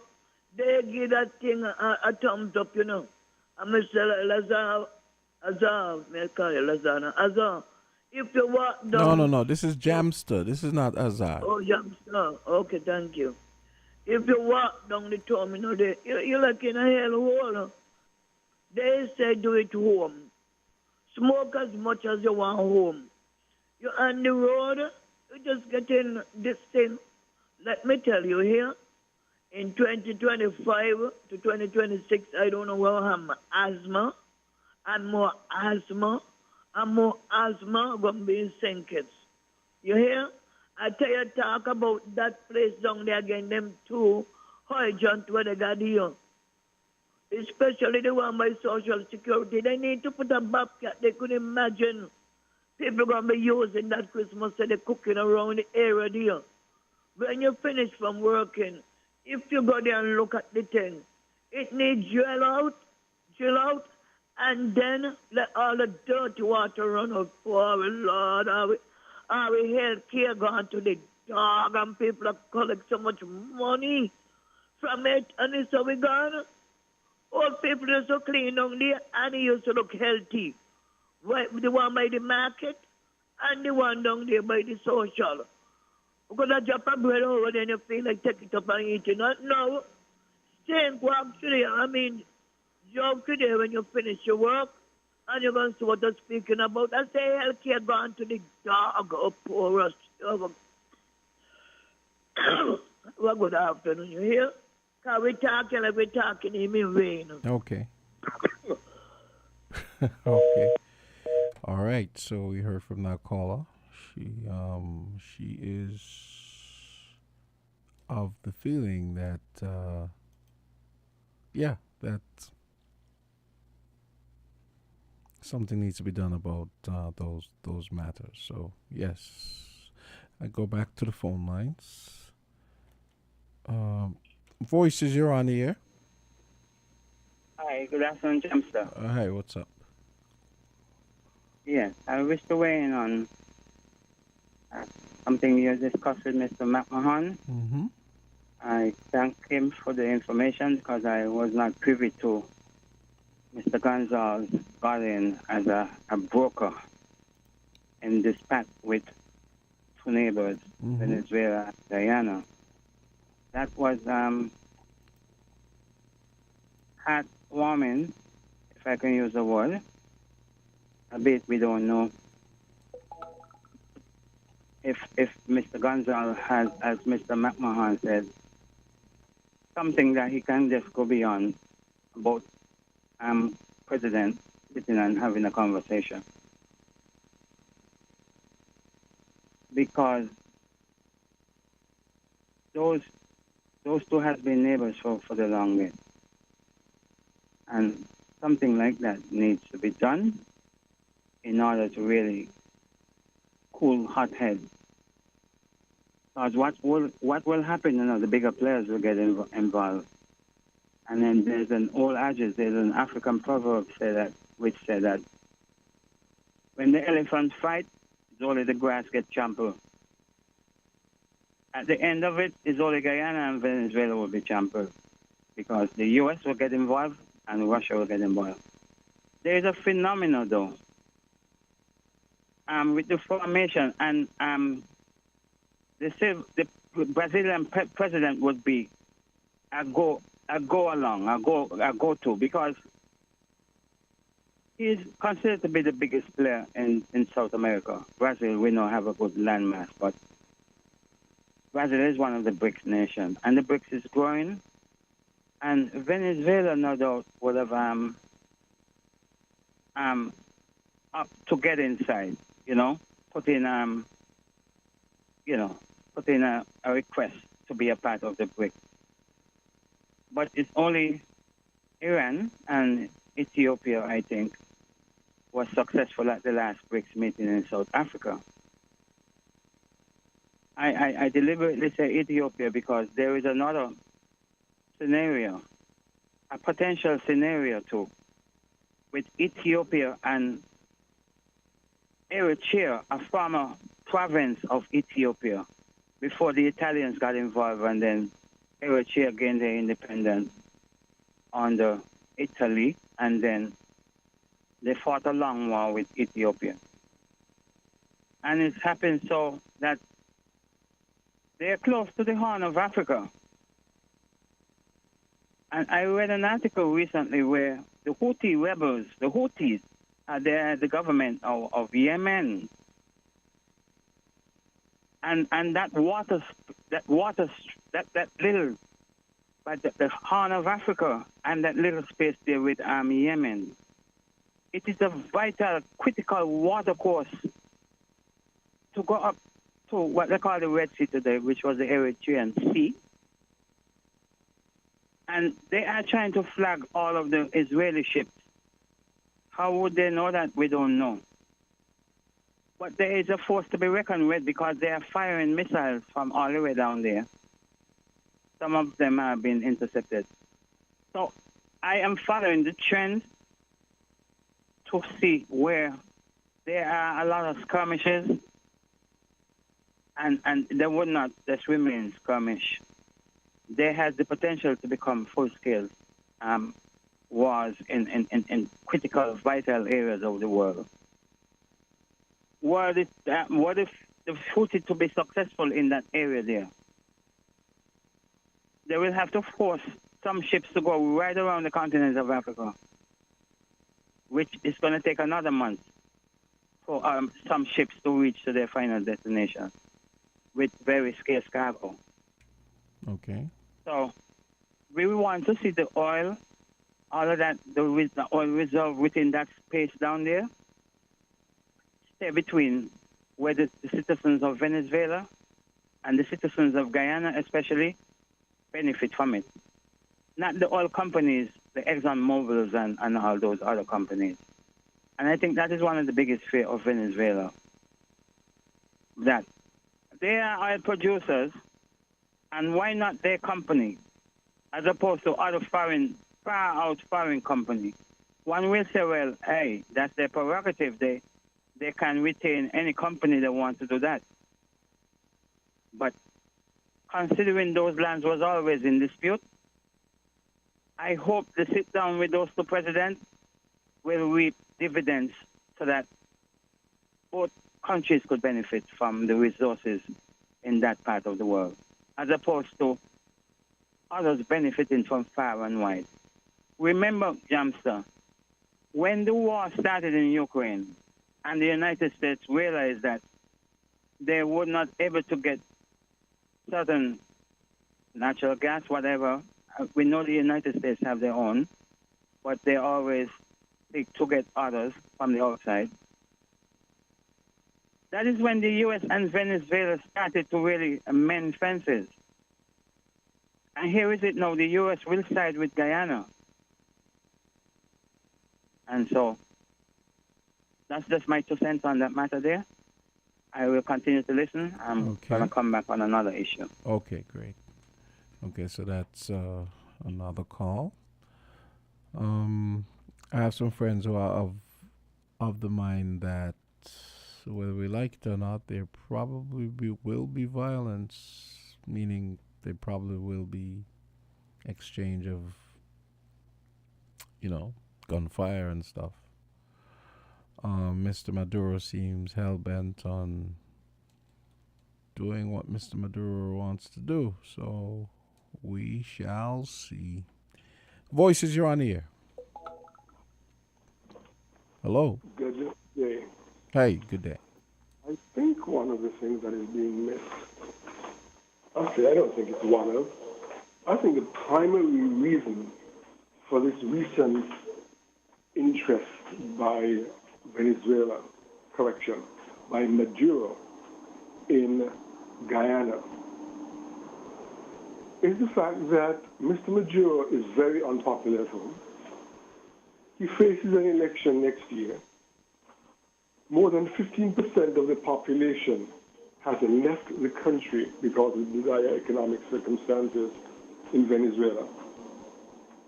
And this is a way to detract the populace from the economic hardships, from all of the challenges that they have.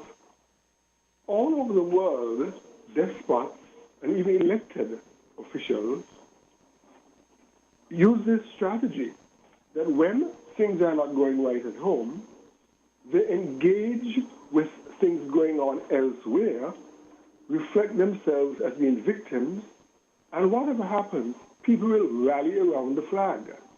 It is alleged that this recent election, in which he claimed that, over 85% of the population voted for the referendum. Well, it turns out, it's also alleged, that it's a case where there were 5 questions, 17% of people turned out to vote. And so he simply multiplied 17 by 5 and said that over 80% of the population voted. But only 17% of the electorate actually turned up to vote. Yes, most of them voted in favor. But this is not about, the problems about Guyana and its oil and Venezuela claiming more than 2/3 of the landmass of Guyana has been going on for many, many years. There's nothing new about it. What is new about it is that Maduro needs something to boost his popularity at home, and all of a sudden, this is big news. Thank you. Now, we know that the uncertainty about the borders of Venezuela and Guyana would have gone back to the issues of the colonial era between the Spanish and English and all that sort of stuff. But it seems to be widely accepted that the borders of Guyana, which were the borders of British Guyana, were settled many, many years ago. I strongly disagree with Mr. McMahon about this notion of, well, let's get along and you can share things.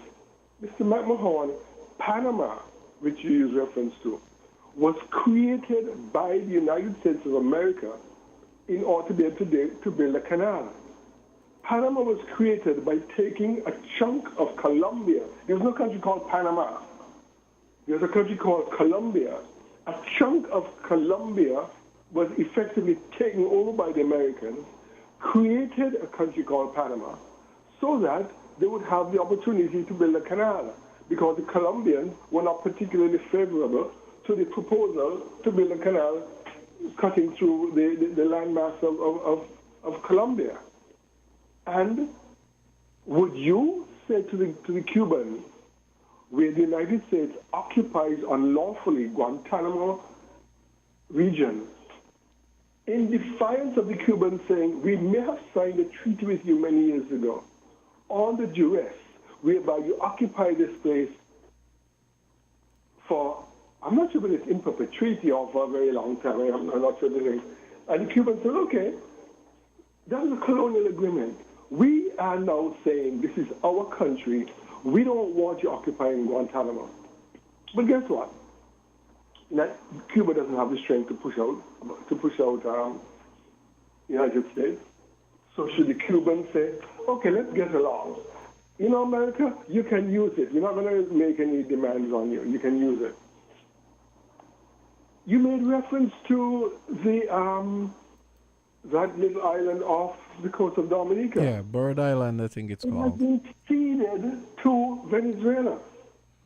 Okay? It is no longer being claimed by Dominica. It's been ceded to Venezuela. I was very disappointed that the Caribbean countries did not rally around Dominica and say, no, because what this has done, the effectiveness of a little dot called Bird Island, is that Venezuela now has an economic zone 100 miles around that island, which means that people of Montserrat and other neighboring islands, have a border with Venezuela.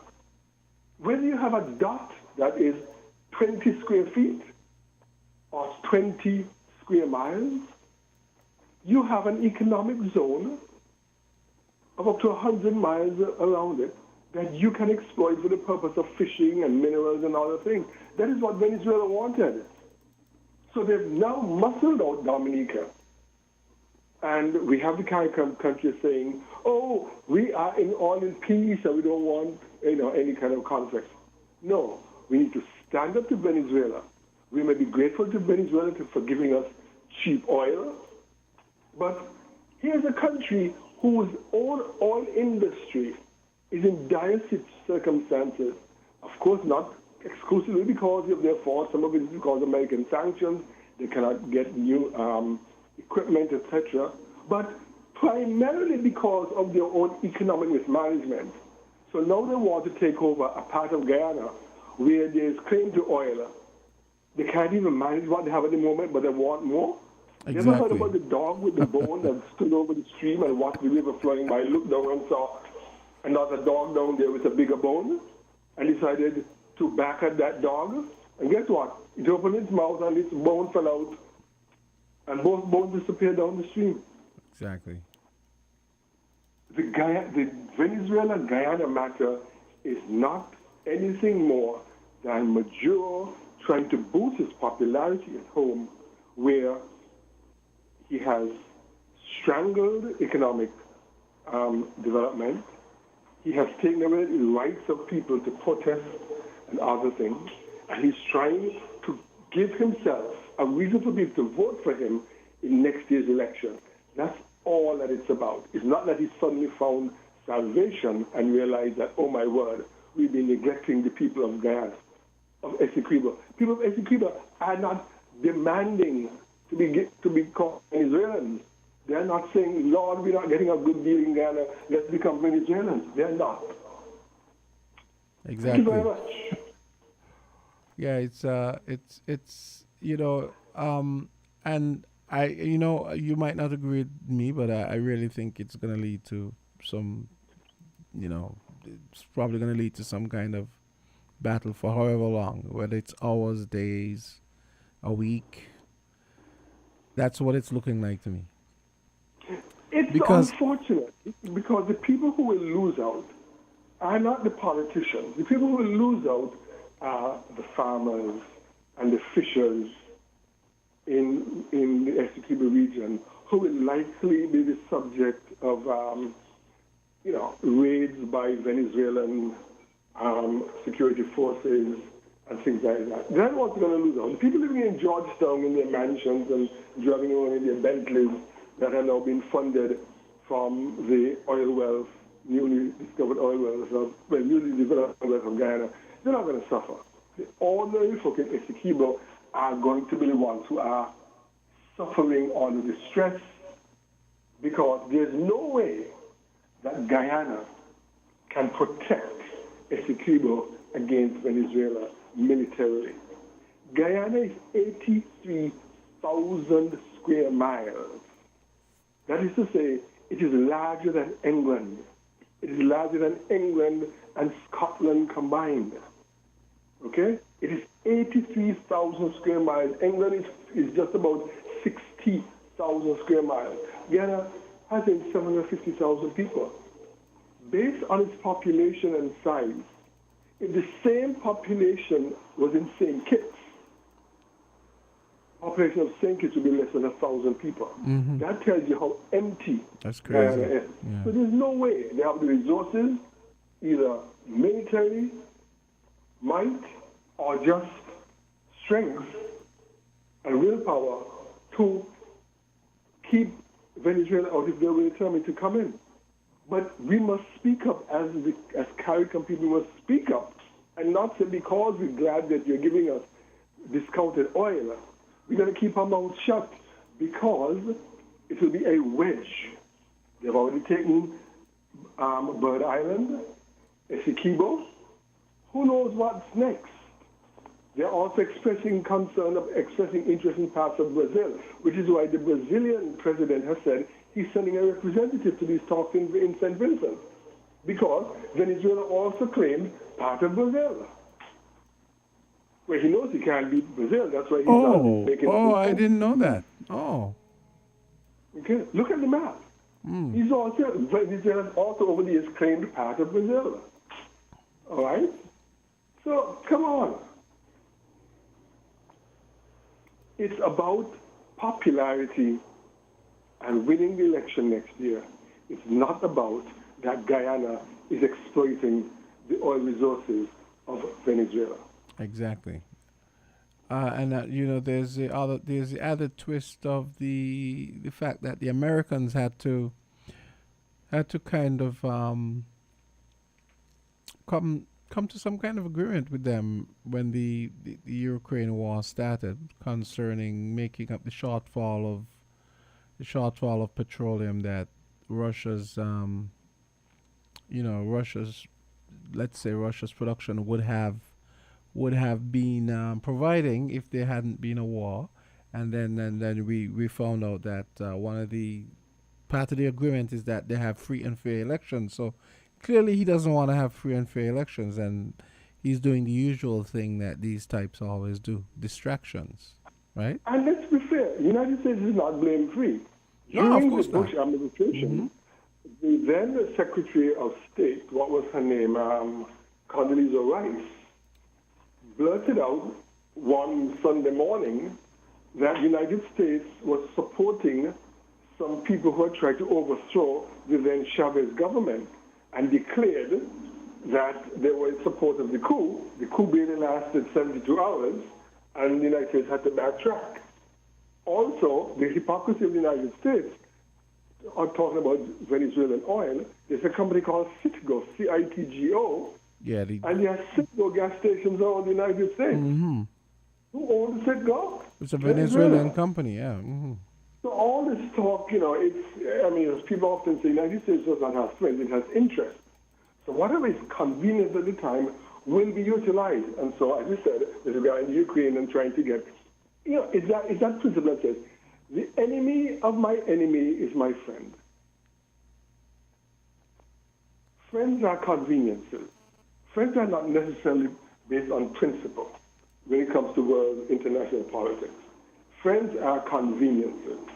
And so right now, the United States is trying to be friends with both Guyana and Venezuela, even whilst they disagree with the policies of the Venezuelan government. And they would want to be seen on the side of a democratic government of Guyana. And again, Guyana is not a perfect place. Do you know that there are no private radio stations in Guyana? Really? What? Do you know that there are no private television stations in Guyana? No, I didn't know that. Wow. You know that the media in Guyana is primarily Kaita News, which is state-controlled? I did not know that. There's no equivalent of WINNMedia in Guyana to give the alternate point of view. I mean, imagine a country 83,000 miles, which is to say larger than all the Caribbean countries, with the exclusion of Puerto Rico and Cuba, maybe Jamaica combined. Mm-hmm. You don't have a single non-government controlled radio station. Wow. And the politicians of both sides talk about it when they're in opposition, and when they get into office, they maintain the status quo. So Ghana is not a paragon of democracy and all of that sort of stuff. So sometimes it's a case of the lesser of two evils. In this case, the politics of Guyana are not my concern, or I should say of minor concern for me. In this case, it's about Venezuela trying to steal 2/3 of Guyanese territory. Could you imagine if someone came now, if Antigua or St. Martin decided tomorrow, that 2/3 of St. Kitts is theirs? Yeah, I see. Yes, I see where you're going with this. It means that only the people from probably Connery to Measures Bay would be left in St. Kitts. Everyone else north of that would become would belong to St. Bart's or whichever island was claiming it. That is crazy. Just use those rather imprecise analogies. May you have a wonderful day, sir. Yes, you do too. Thanks. Yes, so we have, man, crazy world. And we never thought we'd see the craziness spreading to the Caribbean, did we? I don't think we did.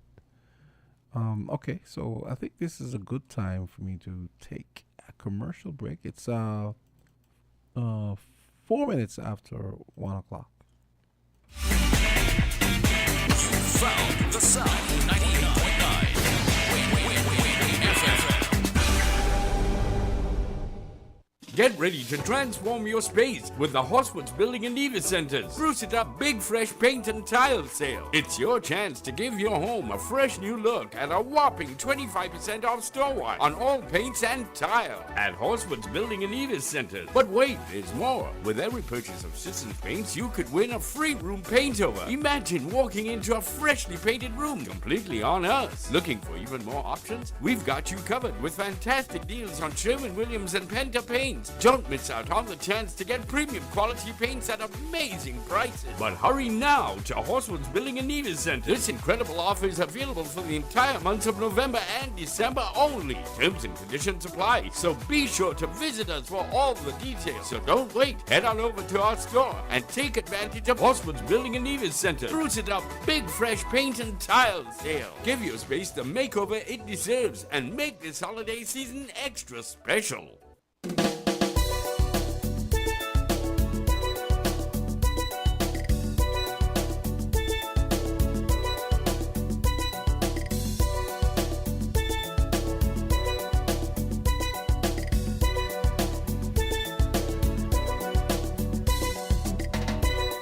6 minutes after 1 o'clock, as Voices continues as we wind down. We've got 24 minutes left, so speak now or hold your peace until Wednesday for the next episode of Voices. That happens all the way on Wednesday. So if you wanna weigh in and have your voice heard, give us a call at 466-0989, 762-0989, and 662-0989. If you live in the U.S., you can call 718-285-6984. That's on the New York Exchange. And on the Miami Exchange, you can call 305-921-4619. We got a UK number as well. It's 033-344-0065. So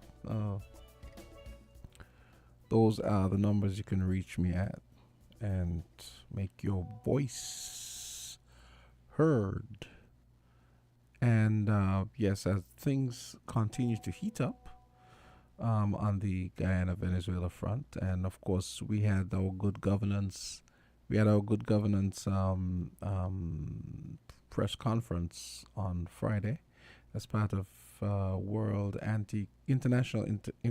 International Anti-Corruption Day was celebrated on Friday, I think it was.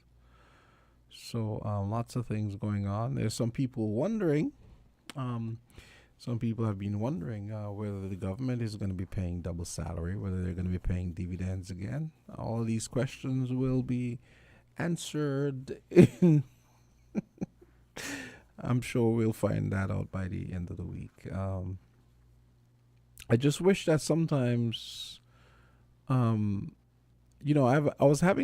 was discussing this with some people on the weekend, and what I realize is that most people really don't care about the financial/fiscal implications of the government just paying dividends and paying double salaries every few months, and they just want what they want, and they don't really care. It's a really selfish take kind of attitude we find with a lot of people. So I said, so if they don't pay double salaries and or a dividend, I mean, does that make the government a bad government? And they go, well, I want my double salary, and I want this and I want that. I said, but I said, what if there's no money there?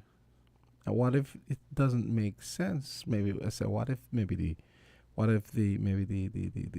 finance people in the Ministry of Finance advise the Prime Minister that it might not be such a good idea at this time. They don't care about anything. They don't care about all of that. All they care about is what they want.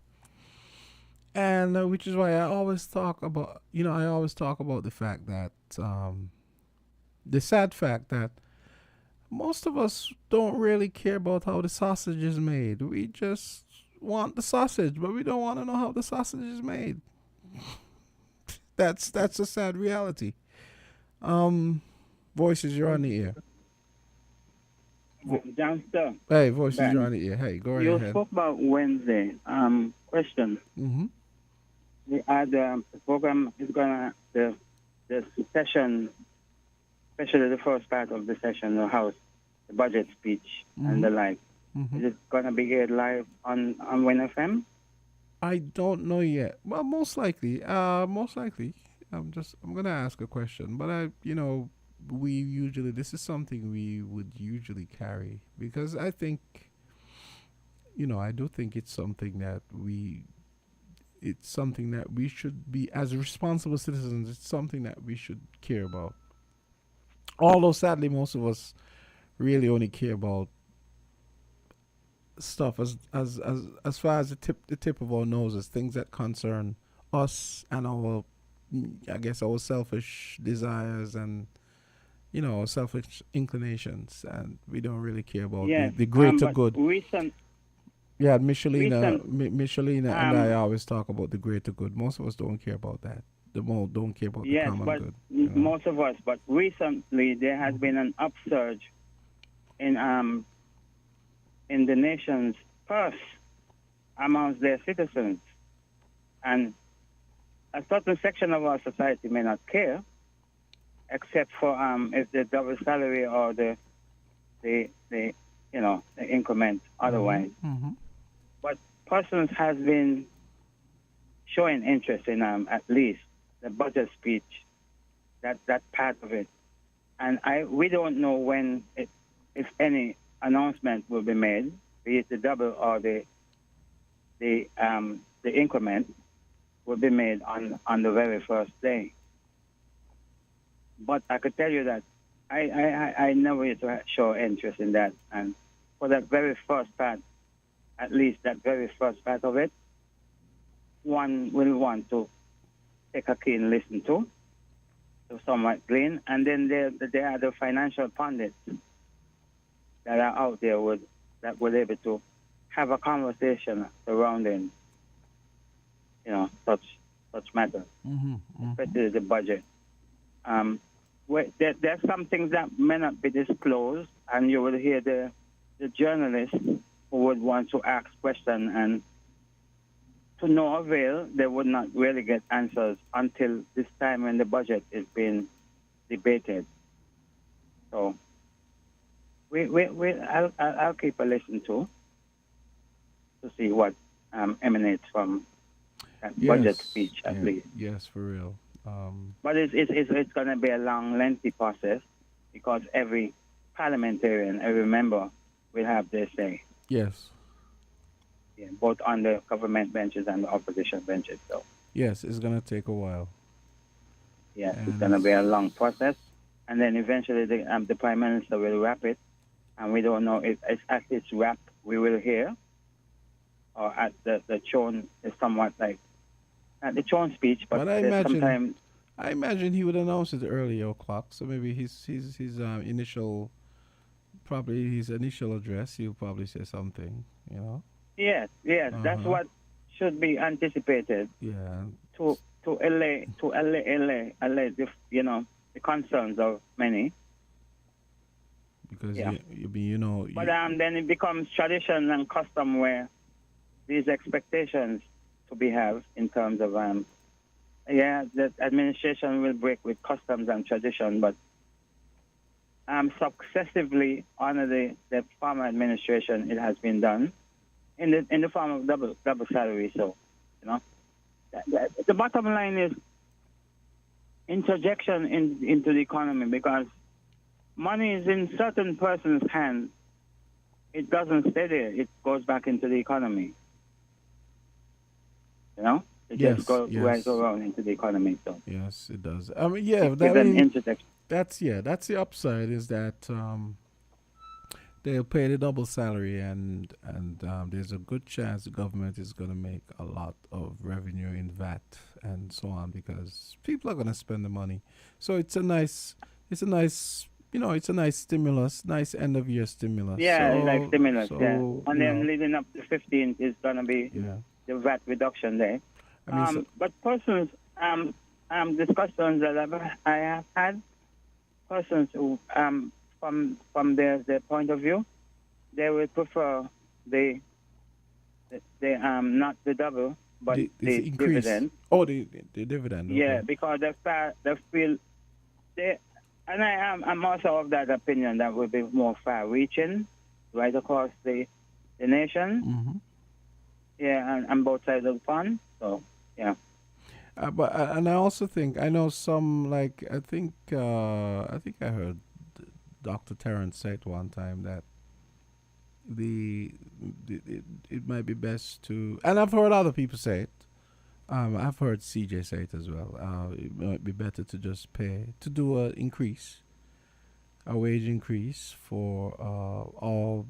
That would mean also, it would probably mean you'd have to have legislation so that there's a wage increase across the country, so that it doesn't just affect government workers. So some people of the mind that makes more sense than a double salary once a year. And I'm not quite sure that the technocrats has already. They're probably working on that, but I'm not quite sure that the technocrats, all of the ducks are in a row to really unfold that. Yeah. But that should be in the making. It is in the making. But I'm not quite sure the time. For now, it would be good, but the next option would be the dividend. If that is not in the doctor in a row. Although I am one who thinks that people who are not kitchens and divisions, I don't think they should get the dividend. I'm sorry. I know some people would agree with me, but. Well, you see, there was a big fallout because other persons would have enjoyed it under the farmer arrangement, and that in itself is a fallout now because they're resident here now, and otherwise they feel like it is owed to them. That in itself is another debate. I really don't think this is something that. All right, so we look forward to. Yeah. So I don't think Voices program would be heard in yeah, that's true. That's true. Yes, those Wednesday. With this budget, everybody's gonna exhaust and give their 2 cents on it. It probably means as soon as So it probably means as soon as Voices not Voices. What am I saying? As soon as Island Tea wraps up on Wednesday, we'll be probably heading straight to the National Assembly if we're carrying it. I think we're carrying it. We usually do. So I don't think this year would be any different. Voices, you're on air. Hello, good afternoon. Hi, good afternoon. Good afternoon, Jamski. Mm-hmm. Can I ask a question, please? Sure, go ahead. Yes. What the difference between this government and the government before? Because Timothy Harris was paying double salary year after year, and I never hear no one come on and say, Lord Timothy, give a break, man. Don't give us no more money. But this government here just gain one salary and some what they call it, dividend. Everybody bawling out and say that ain't fair, that ain't this. So why? Timothy could have paid, so why he can't pay? The money is not what the money is our one, is our passport. So why he can't pay dividend? Everybody looking forward for that. Every one of us looking forward for that. So Timothy make out a what? Galvanize, and he make out a what? Flesh and blood? No, man. We must play this level playing field level. Let he give us with dividend. If he can't give double salary, we want with dividend. If we passport, he said that he gonna give us every 6 months. Don't let that be a problem. Yes, but what if there's no money there? What if If he there is no doesn't? money, what let if them stop traveling. What if You it- see how much he can away? 20, 30, 40, 50. Soon he could soon go to 100. Let him stop travel. Let some of them stay here. Build up with money and give us a Christmas toy. We want it. We need it. So only them ones supposed to eat. So what about me, who poor? We're supposed to eat. Timothy was doing a good job, and everybody said, get rid of them, get rid of them. So what? Tell Joe that cut down his congregation or where he going to. Cut it down and put the money in the treasury till December, that we ain't got a problem with him.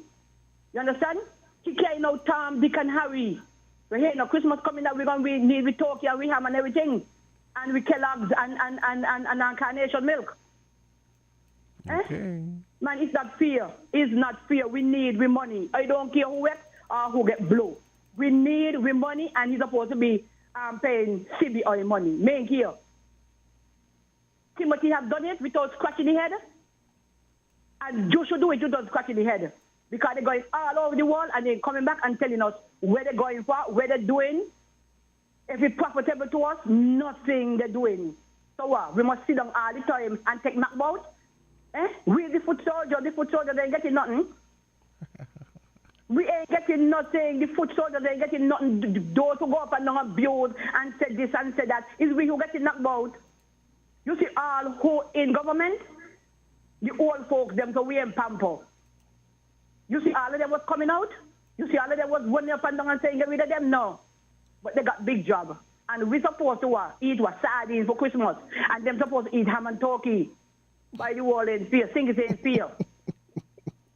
Sing it in fear. We ain't eating a sardine this year. So tell Joe and we say, must pay with dividend. And we need with dividend. ASAP. Okay, well, let's wait and see what happens. Well, I'll wait with me hand under the chin. Have a good day. Okay, you too. All right, cool. Yes, so she's going to be waiting with her hands under her chin, waiting for that money. People want what they want. Give the people what they want, right? That's what they say. So, yeah. Back to the phone lines. Voices, you're on the air. Wow.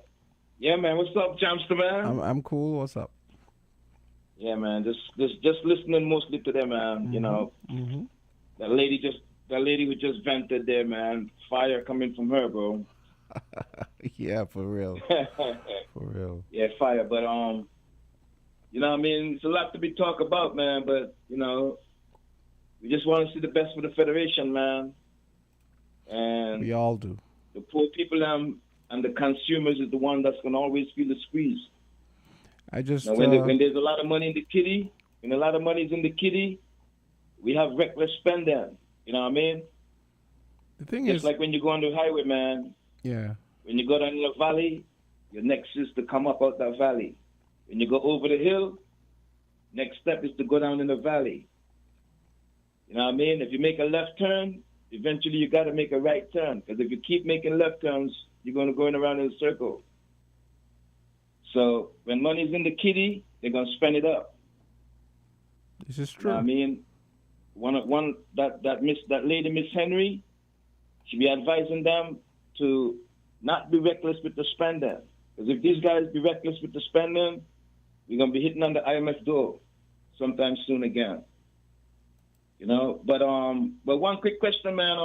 I know you guys are going to hear a feedback on the Nevis budget. You know, the guys in agriculture, they're waiting to see how much money is going to be allocated to the budget, you know, on the federal side. But I guess they're already done allocated on the Nevis side. Are you guys going to wait until the federal budget is over to discuss both islands' budget?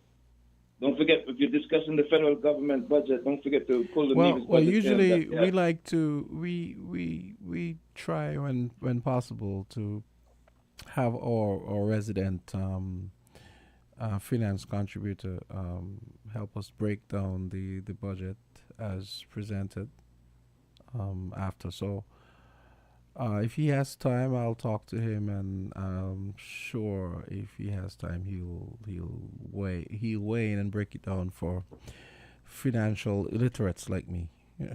you know. Yeah, and the financial pundits, like somebody else said earlier. Yes. And then we also have Dr. Terrence Martin. He's here for Christmas, so okay. We have Money Matters on Mondays from 10 to 11. Oh yeah. So right. This discussion is going to come in before we go for the Christmas break, or afterwards? Actually, I think he's having a show next Monday, so I am sure he's probably going to weigh in on what happens this week, because remember, the assembly starts on Wednesday. The budget assembly starts on Wednesday. So I imagine that he will have things to say about things that were said this week. And all right, man. So don't forget to zoom in on the allocations for agriculture. So this is one of these points of discussion that we can't wait to get into. And we'll also let the agriculture people weigh in on that as well. Yes, for sure. Okay, I got to take another call. Okay. Hey, caller, go right ahead. Voices. I barely missed that call. Hi, caller, are you there? Guess not. Okay, so I really missed that call. Voices, you're on here. Hello, John. Hey, what's up? To you. Hey, what's up? Yes, good afternoon to all the listeners. Well, I would just like to call and say, especially concerning the message for this Christmas season, to remind people that without Christmas, they would not have had an Easter. There would be no Easter without Christmas. Easter is the result of Christmas. In other words, if Jesus Christ was not born, he could not die to save his elect chosen sinners from their sin and from hell. And that is the message we should always be thinking of, including around this Christmas time, how it's bringing Easter and the importance of both Christmas and Easter, because they both go together. They are both inseparably connected with each other. I just wanted to say that and to let people know that if you die outside of Christ, you die in your sins, you would end up in hell for all eternity. Only the blood of Christ could save us through faith, and through faith only. For the grace of God only, according to the Bible only. So I just really wanted to call in to give that Christmas message. Okay, great. So God bless. Okay, great.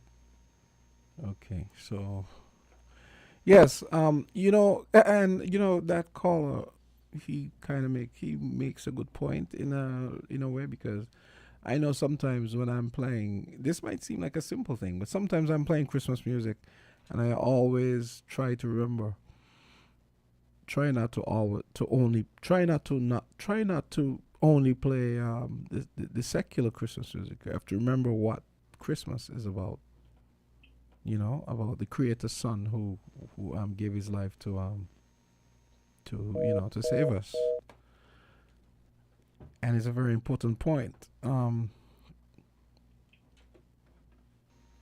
over right ahead. Voices. Yes, good afternoon. Magic Fingers. Magic Fingers, really? Hey, what's up? Go ahead. Go right ahead. Yeah, I'm here. I listen to everybody and make noise about this money. I hear a fella bring up a point there on a station about 2 weeks ago. He said just pay everybody $1,000. And me agree with him. Because he said one man got all a 2 job. And just pay everybody $1,000. It's more easier. Ronnie, all the best. I come in Juba. Okay, this is Jamster though, not Rascal. Oh. I'm gonna have to tease Rascal about that. Okay. The voice sound lucky. We sound similar? Yeah. Okay. I say not really all the time. Anyway, okay. Apologize. No problem. Oh, okay then. All the best. All right, cool, great. Okay, so yeah, where are we? So it's 1:29. It's 1:28. So we have about 2 minutes left. So if you guys want to squeeze in a call, feel free. Go right ahead. Squeeze in your call, and don't forget we will be We'll be back tomorrow for Island Tea, of course. And, of course, we have Voices on Wednesday. Well, no, there probably won't be any Voices on Wednesday because that's the day that the budget assembly begins. Voices, you're on here. Hi, Jamster. Hey, what's up? Just a quick intervention. Mm-hmm. You know what would be really nice? Instead of the total, the money, either double salary or $1,000, that half of it is put towards the universal health care fund, so that everybody who does not have health insurance, can immediately benefit. Right? I know it's not the same thing as having the money in your hand, but at least we know that it will be put to good use. I always remember, for instance, when instead of a salary increase, the government absorbed, paid the insurance premiums for the civil servants. And I am sure most civil servants who benefited, who were on the scene, felt in the long run that was a really good thing. Yes. So I'm saying that I think would be, instead of, yes, we're getting less, if we're getting anything at all, or if we're getting less, but we know for sure that it's going towards a really good cause. Yeah. And, because we've been talking about universal health insurance for ages, and nothing has come as of yet. So it's time to capitalize something, make it start, and put it in Social Security to run or something. Yes, I agree. I think that would be a good idea. Yes, and that conversation needs to start again for real. Yes. Yeah. Okay, great. All right, then. Yeah, great note to end the show on. Okay, so it's 1:31. And that's going to do it for Voices. The final half brought to you by Hosfords. And that's going to do it for this afternoon, folks. I was spending the time while talking to you guys, making sure I did some music programming here. So you guys will have some nice Carnival and Christmas music all the way up until 6 o'clock. All right? So this is Jamsa signing off, saying it was nice.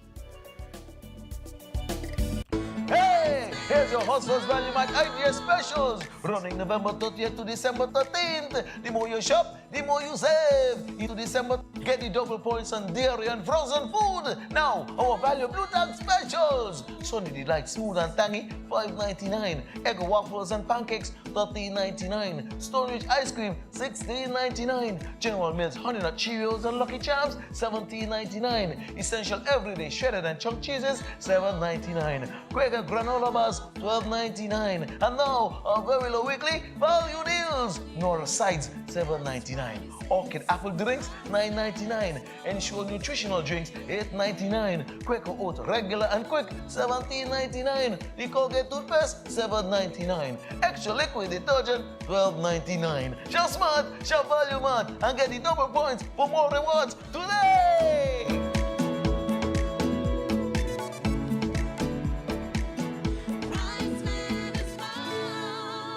WINN is 98.9. 98.9 is Win FM.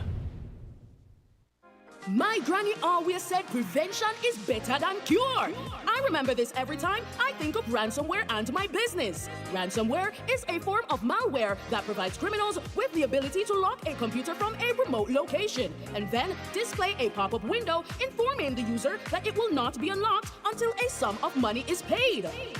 Don't be held at ransom. Have effective and updated internet security software and firewall running before going online. Never reply to or click on links in spam emails from companies or individuals you do not know. Remember, when it comes to ransomware, prevention is better than cure. Stop ransomware. Visit getsafeonline.kn to find out more.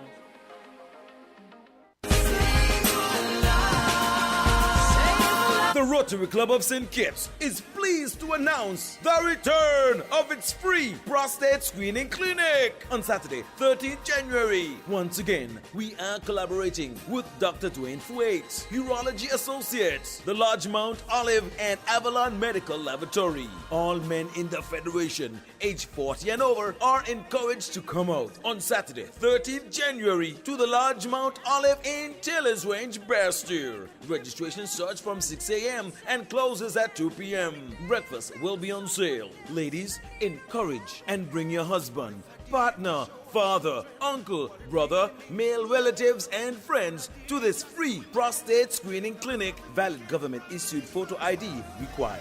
General wellness checks will also be provided. So all men over 40, I'll see you on Saturday, 13th January at the Large Mount Olive Taylor's Range, as early detection can save lives.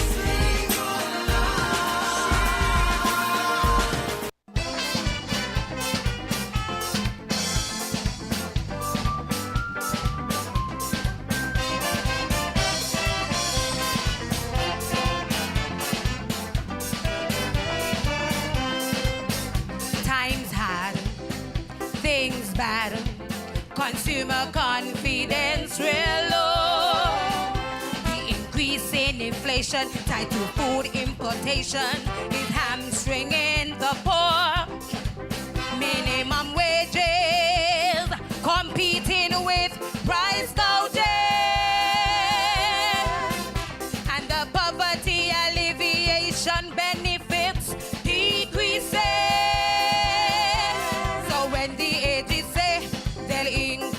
Salaries by 85%.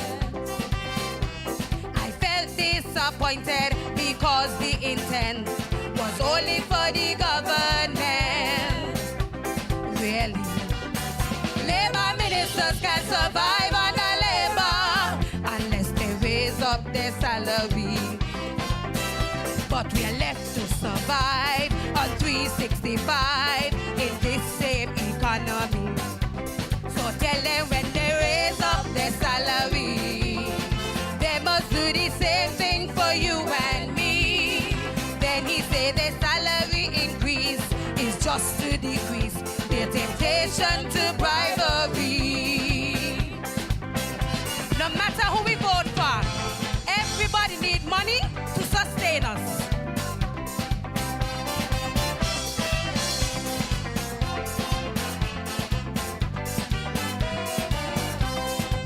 The working class showed up en masse to vote for the government.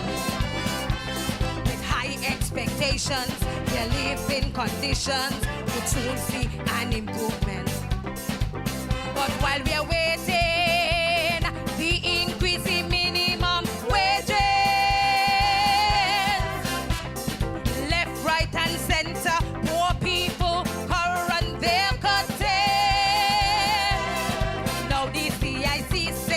Salary increase right now will stagnate the economy, because the merchant class operating costs would be passed on to you and me.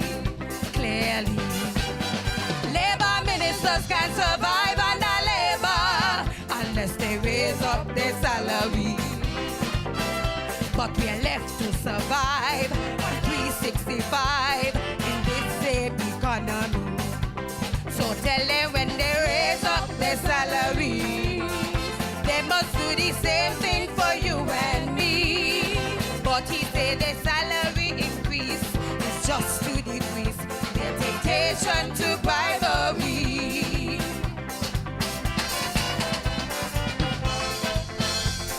The economy all over is very bad.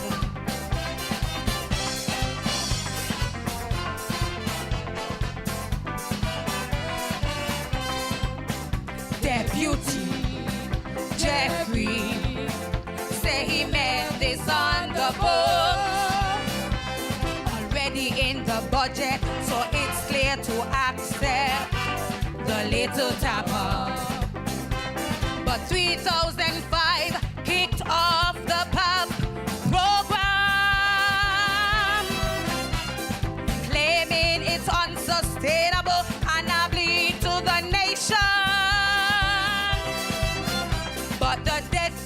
population of all them millions to Christopher Harbour. We can well use that money to alleviate the poverty that's crippling the poor. Whoa, labor ministers can survive under labor unless they raise up their salary. But we're left to survive on 365 in this same economy. So tell them when they raise up their salary, they must do the same thing for you and me. But he said the salary increase is just to decrease their temptation to bribery.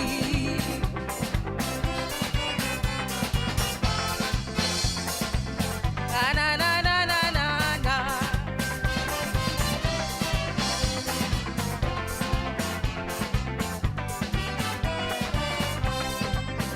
Hands out, no doubt, we accept eagerly.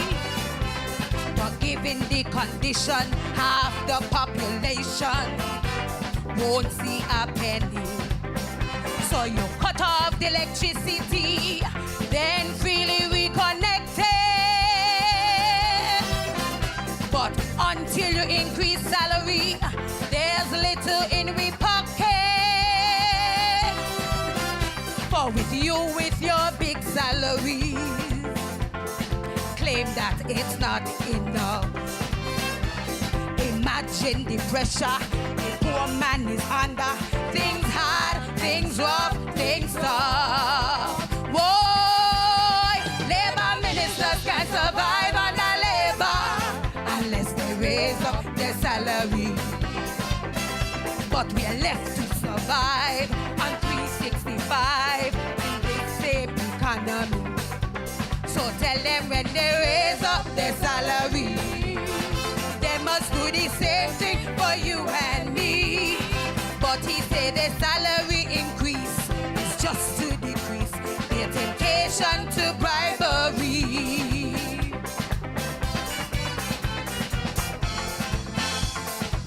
We have to come together as one and make something happen.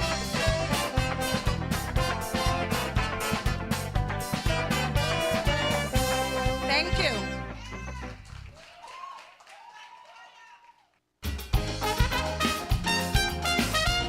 Good night, everybody. Good night. Da, da, da.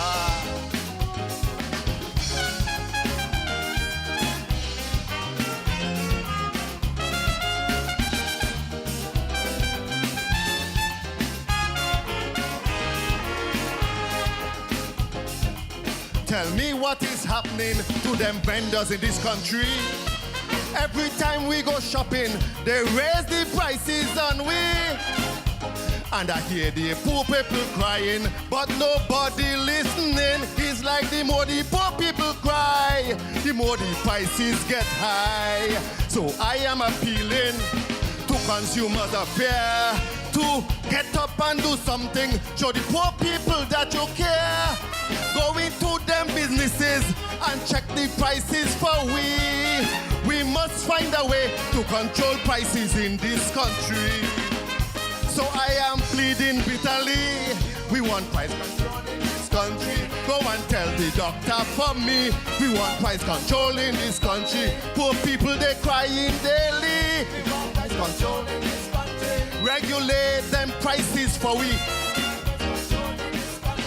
Lord have mercy. Heaven help we. Poor people, them dying daily. We want price control in this country. The price is too high. Poor people can't buy. Listen to their cry. We want price control in this country. Ba-da-ba.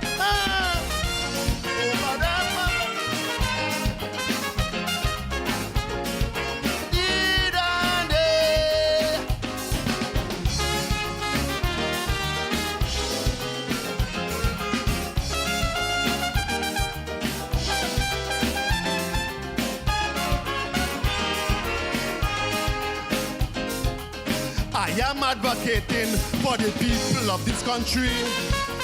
Yes, I am the voice for the poor and the needy. Because the way cost of living rising and the bigger salary, I have to be the one to tell those in authority. Imagine a tin of corned beef, the price done gone through the roof. Cereal, milk and sugar, the poor people could hardly buy. A salary for them single mothers with their meager salary. Man, there got to be a way to control prices in this country. So go buy Rams and Hasford for me. Value Mart and TDC. Don't forget Best Buy and Chinese. Regulate them prices for we. Lord have mercy. Heaven help we. Inflation driving us in poverty. We want price control in this country. The price is too high. Poor people can't buy. Listen to their cry. We want price control in this country.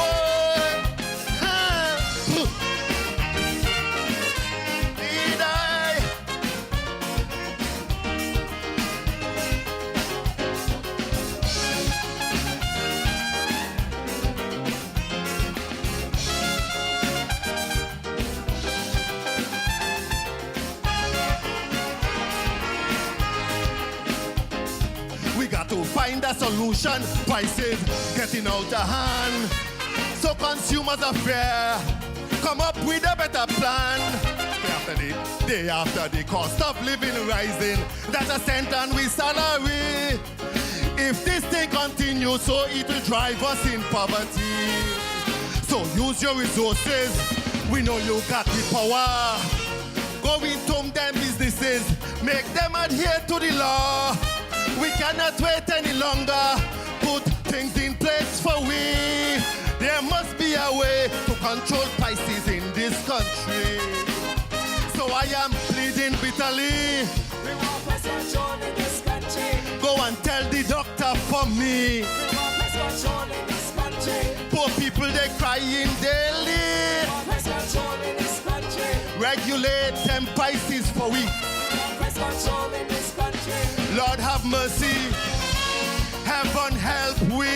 Inflation driving us in poverty. We want price control in this country. The price is too high.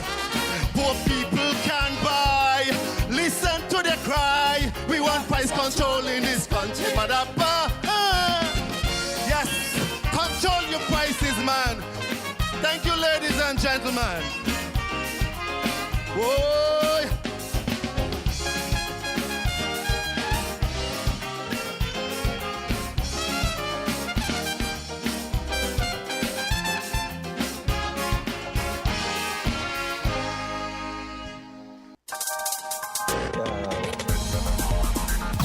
Different. We're 98.9. 98.9. Win FM.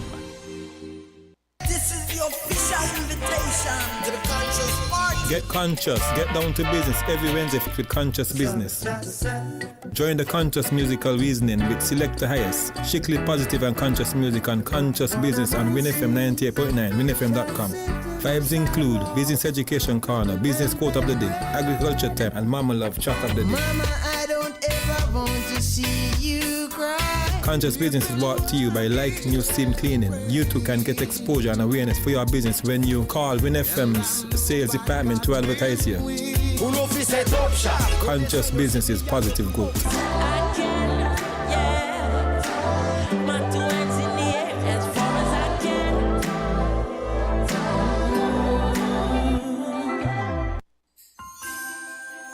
This holiday season, give the gift of wellness to your friends and family. The salon of your choice, Chop Shop Salon and Spa, are offering enticing packages at all their locations. Snow is in the hair. A wash, condition, and blow dry of short to shoulder length hair is EC $89. And a wash, condition, and blow dry of below shoulder length hair is EC $99. Shine like a star and look your best this holiday season. Get a 1-hour massage and a deep cleansing facial for EC $299. Get your Christmas glow up, a manicure, pedicure, 45-minute massage, and a deep cleansing facial, all for only $399 EC. Call 466-7243 for our Port Zante location, 465-7243 for our Frigate Bay location, and 469-7246 for our Nevis location for more information and to make your appointments. Gift vouchers are on sale in all our locations on both islands. This holiday, don't get photoshopped, get chopped. Wishing you all happy holidays. The future is unknown. Protect your life, your family, and your valuables from unforeseen circumstances. Let National Caribbean Insurance give you the peace of mind that you so deserve. At NCI, we offer a suite of affordable insurance plans that can be tailored to ease your financial burden. We aim to deliver exceptional products to satisfy all your insurance needs. Whether life, health, motor, or property insurance, NCI has the right solution for you. Our friendly and knowledgeable sales professionals are ready and able to assist you. Let National Caribbean Insurance Company Limited help you to prepare for the unexpected. We serve, we protect, we satisfy. That's NCI.